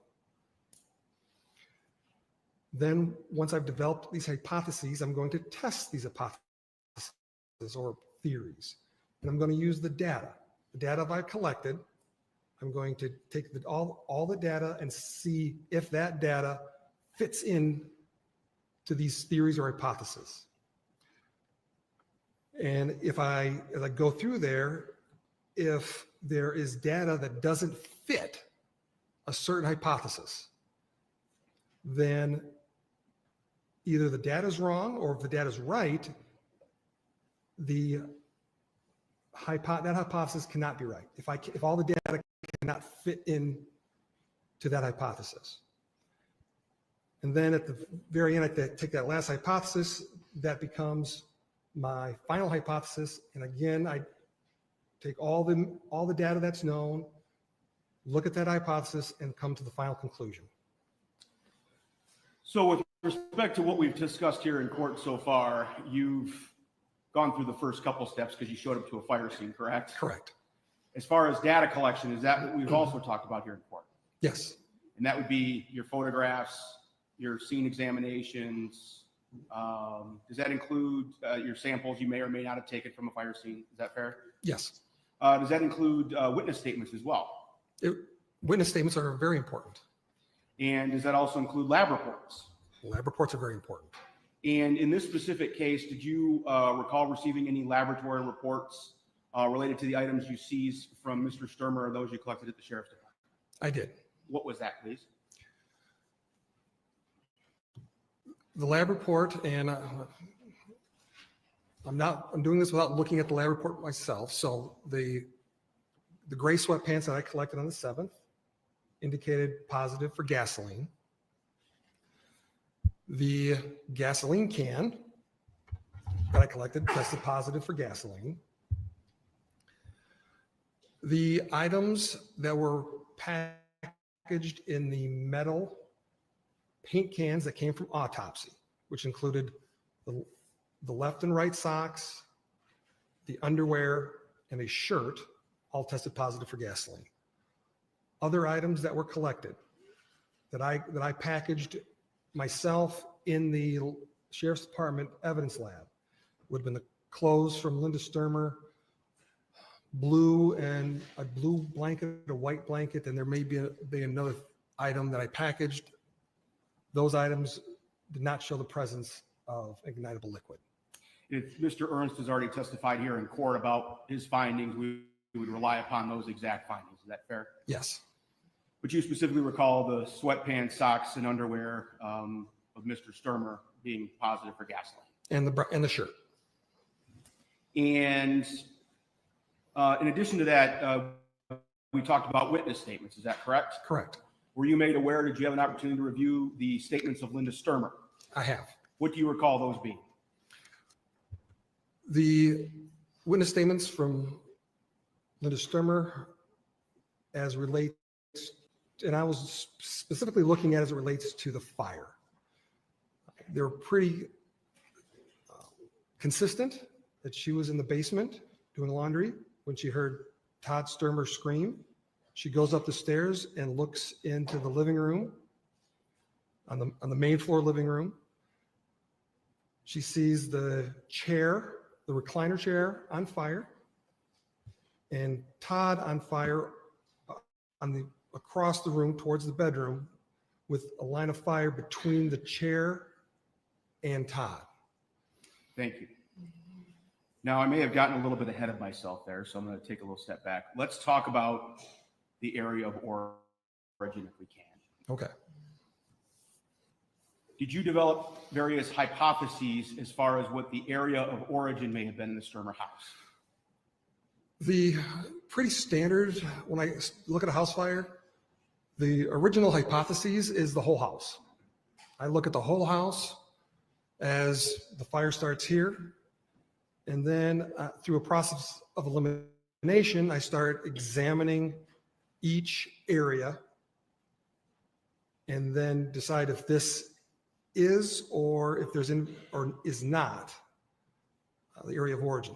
Often when you start out, it's pretty easy as you start, that's the key word, when you start, it's pretty easy to look at a room where there's no fire damage and say, fire didn't start here. So you cross it off and you start moving closer. And typically you're moving from the least fire damage to the most fire damage, with the most fire damage typically being where the fire starts.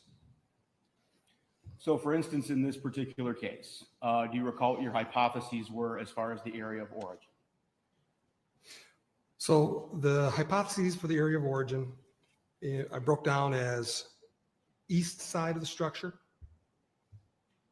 the south side of the structure, the basement, the living room, and the north side, which is going to be the kitchen dining room area. All right, if we can work through those. Those are depicted in the photographs you have there in front of you? Yes. And if you can, let's start with the south side of the home. I think that was one of your hypotheses. Is that correct? That is one, yes. What photograph would be a good representation of that? Well, actually, strike that. Let me strike that. I apologize. Where would you have started? I would have started at the front. Let's go with that. What photograph would be best to start there then? The front is 9. And we will probably go between 9 and 13.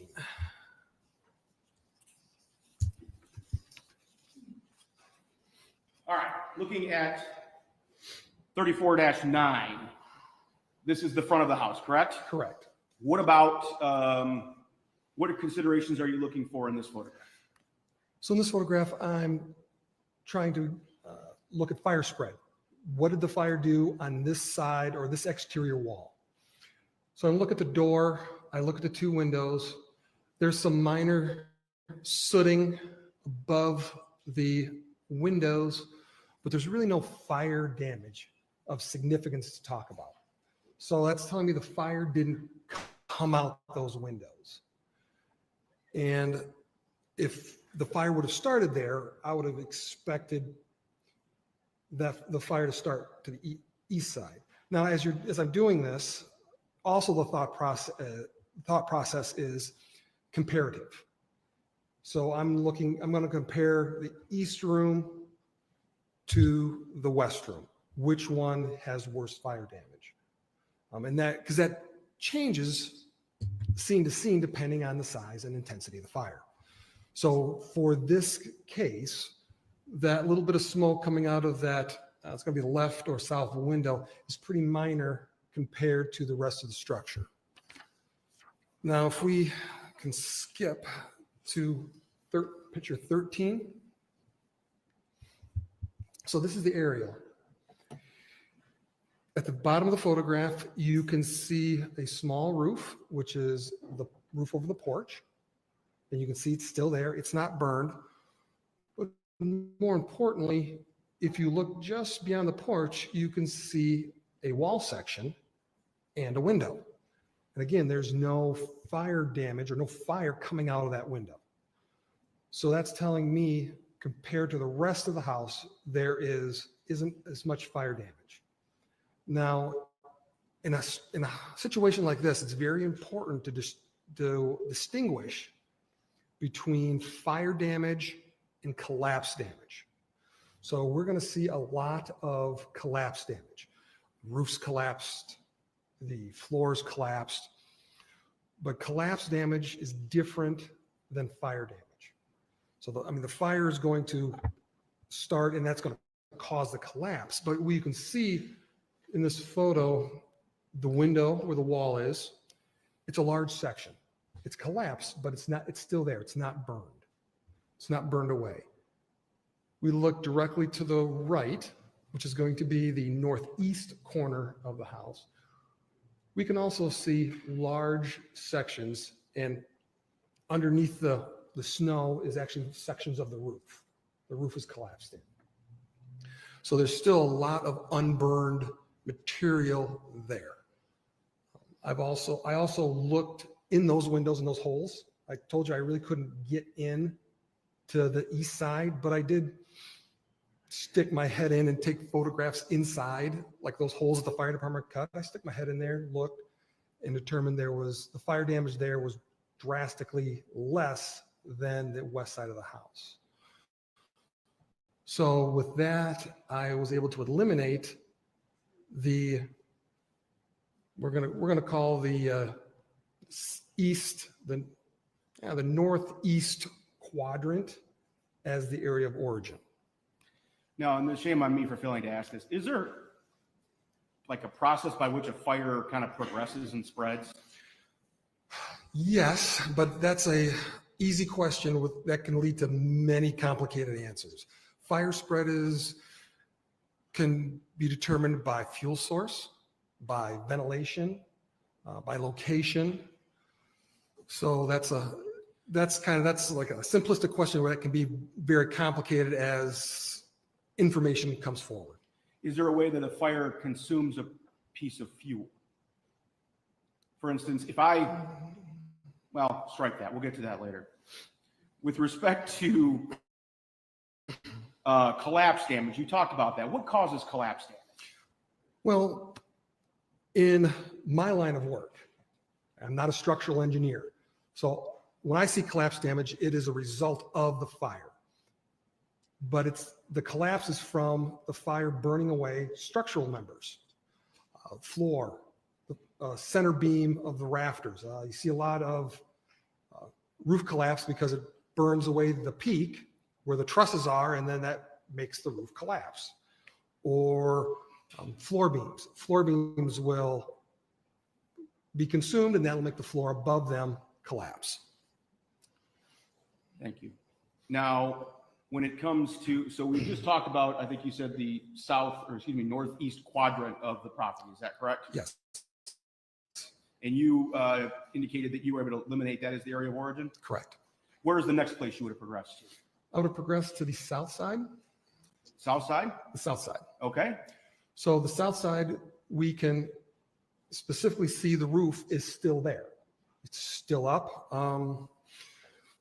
Let's switch over to photo 10. Don't worry, we'll go back to 13. Excuse me?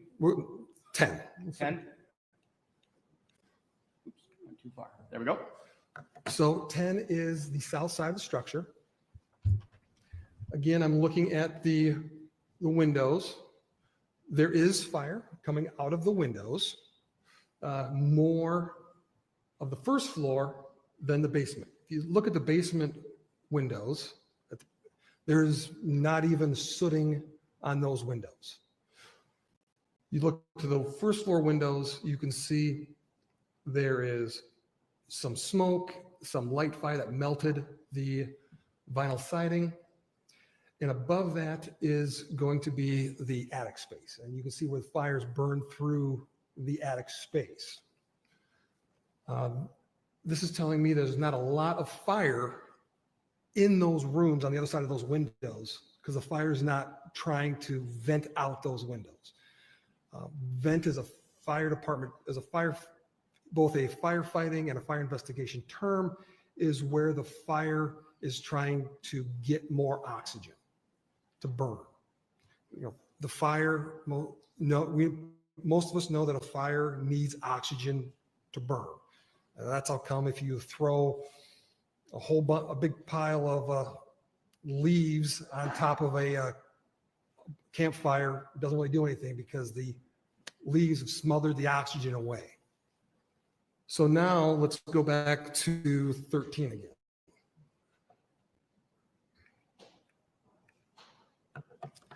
So 13, we can see the roof is still there. The roof hasn't collapsed. It didn't burn away. The only area is on the west side of the center line. Prosecutor Blair, if you could just zoom the area where that small burn area. In this area here? That area right there, yes. Certainly.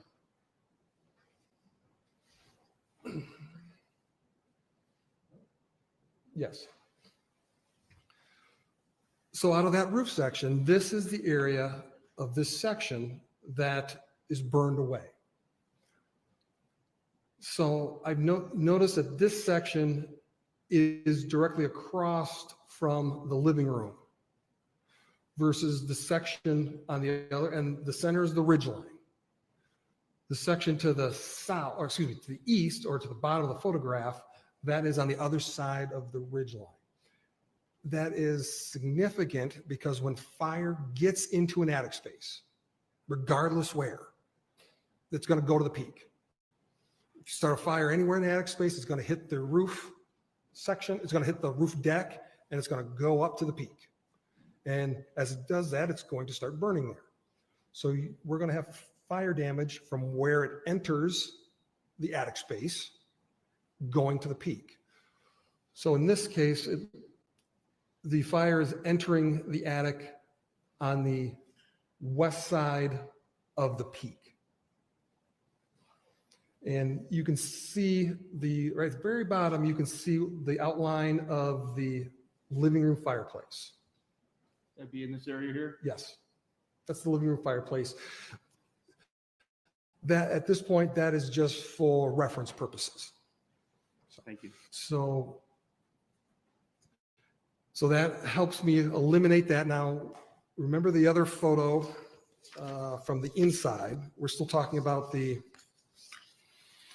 south section. Let's look at photo 22.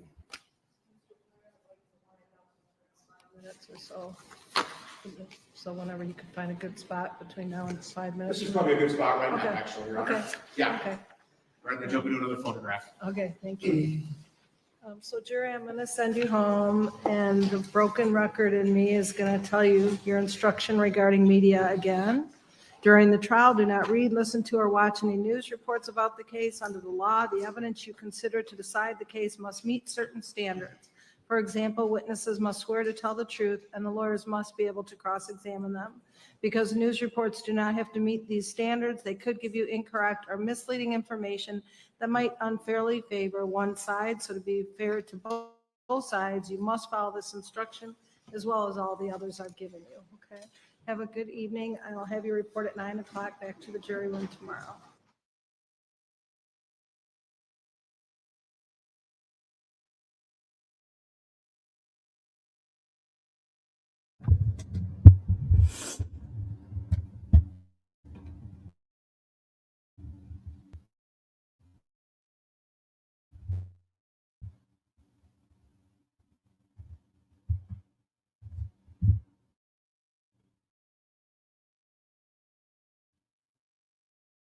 Wow.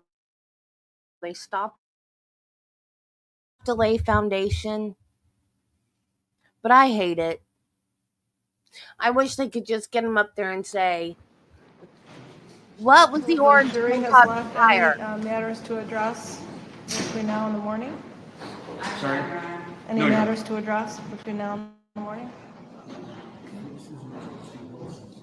And then, counsel, if you could, I have another matter hearing to Okay. address, so, yep, thank you. Yes, ma'am.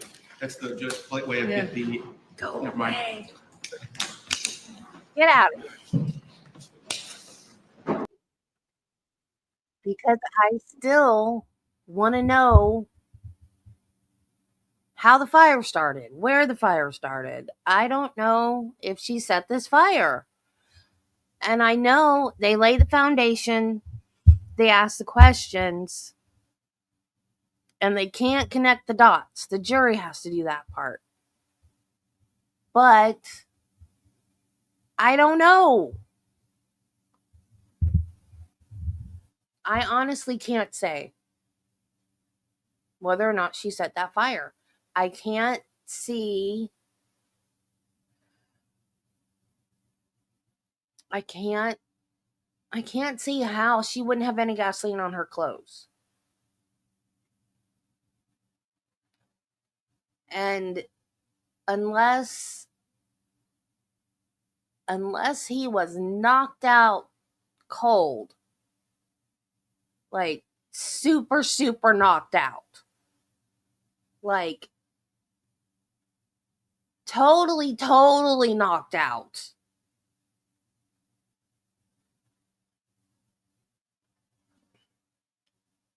like not coming around for anything, knocked out, she would have to douse him with the gasoline and then go change clothes before she lit the match or whatever. And I've never gotten gasoline on me. Travis says it burns your skin. So he would, even if he'd been knocked out, he would have woken up. It would have burned his skin, just the gasoline itself.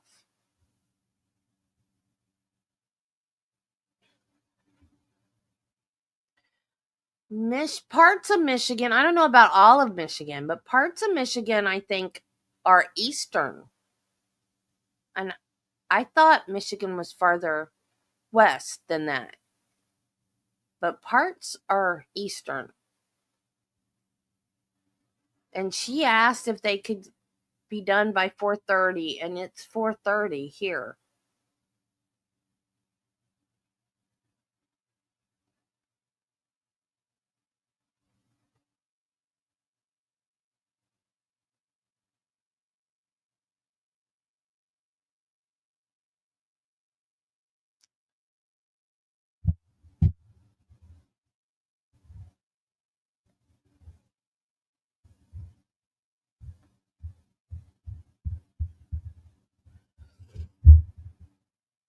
So I don't know how she doused him with gasoline like they supposedly say she did without getting any on her anywhere.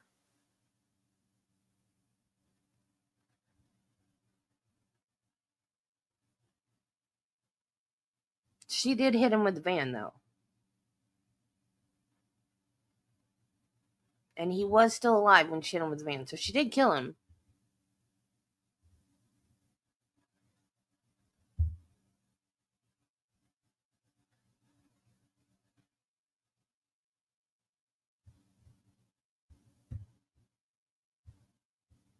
But it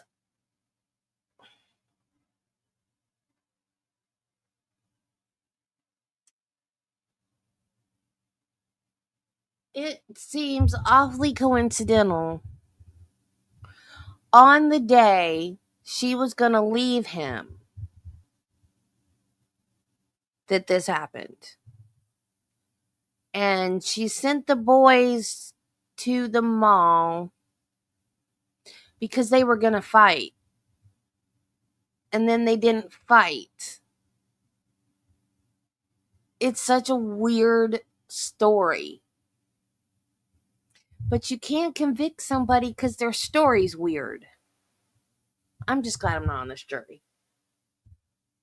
I don't know why they decided to try her again, to be honest. This is weird. Okay, guys. Okay. Well, y'all have a good evening. I'm going to go cook some pork chops. And I will see you in the morning.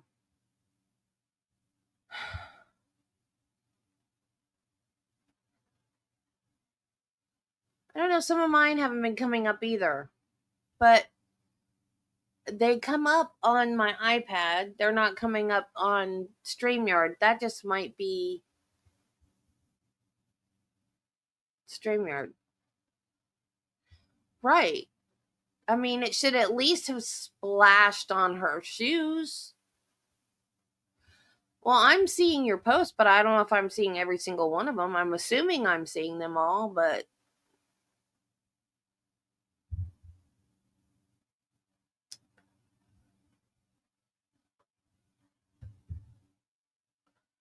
yeah, it would at least, well, she didn't have shoes on. She had socks on. It should have at least splashed on her socks.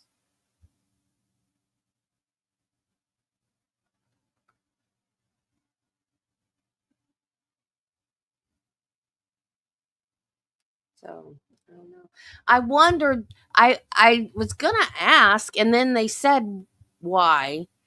They kept saying about his sweatpants being down around his ankles, and I never, at first it didn't dawn on me. And then I was going to ask when it finally like dawned on me to think, why was his pants around his ankles? About that time, somebody said that he was undressing himself. And then I was, oh, well, that makes sense. He's on fire. He's taking his clothes off because his clothes are on fire. So that's why his pants were around his ankles. So,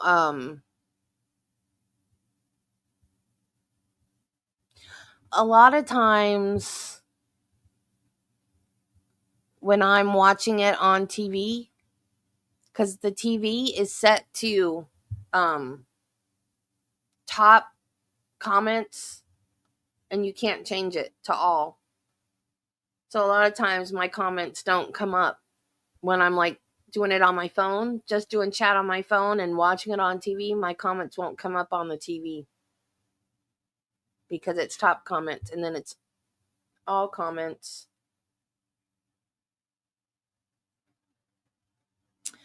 Okay, bye guys. Have a nice evening, and I will see you in the morning. We will be back for more of this strange and unusual trial that I don't know why they brought this one again, because I don't know. It's weird. Okay, guys. See you tomorrow. Love you guys. Thanks for coming. Bye.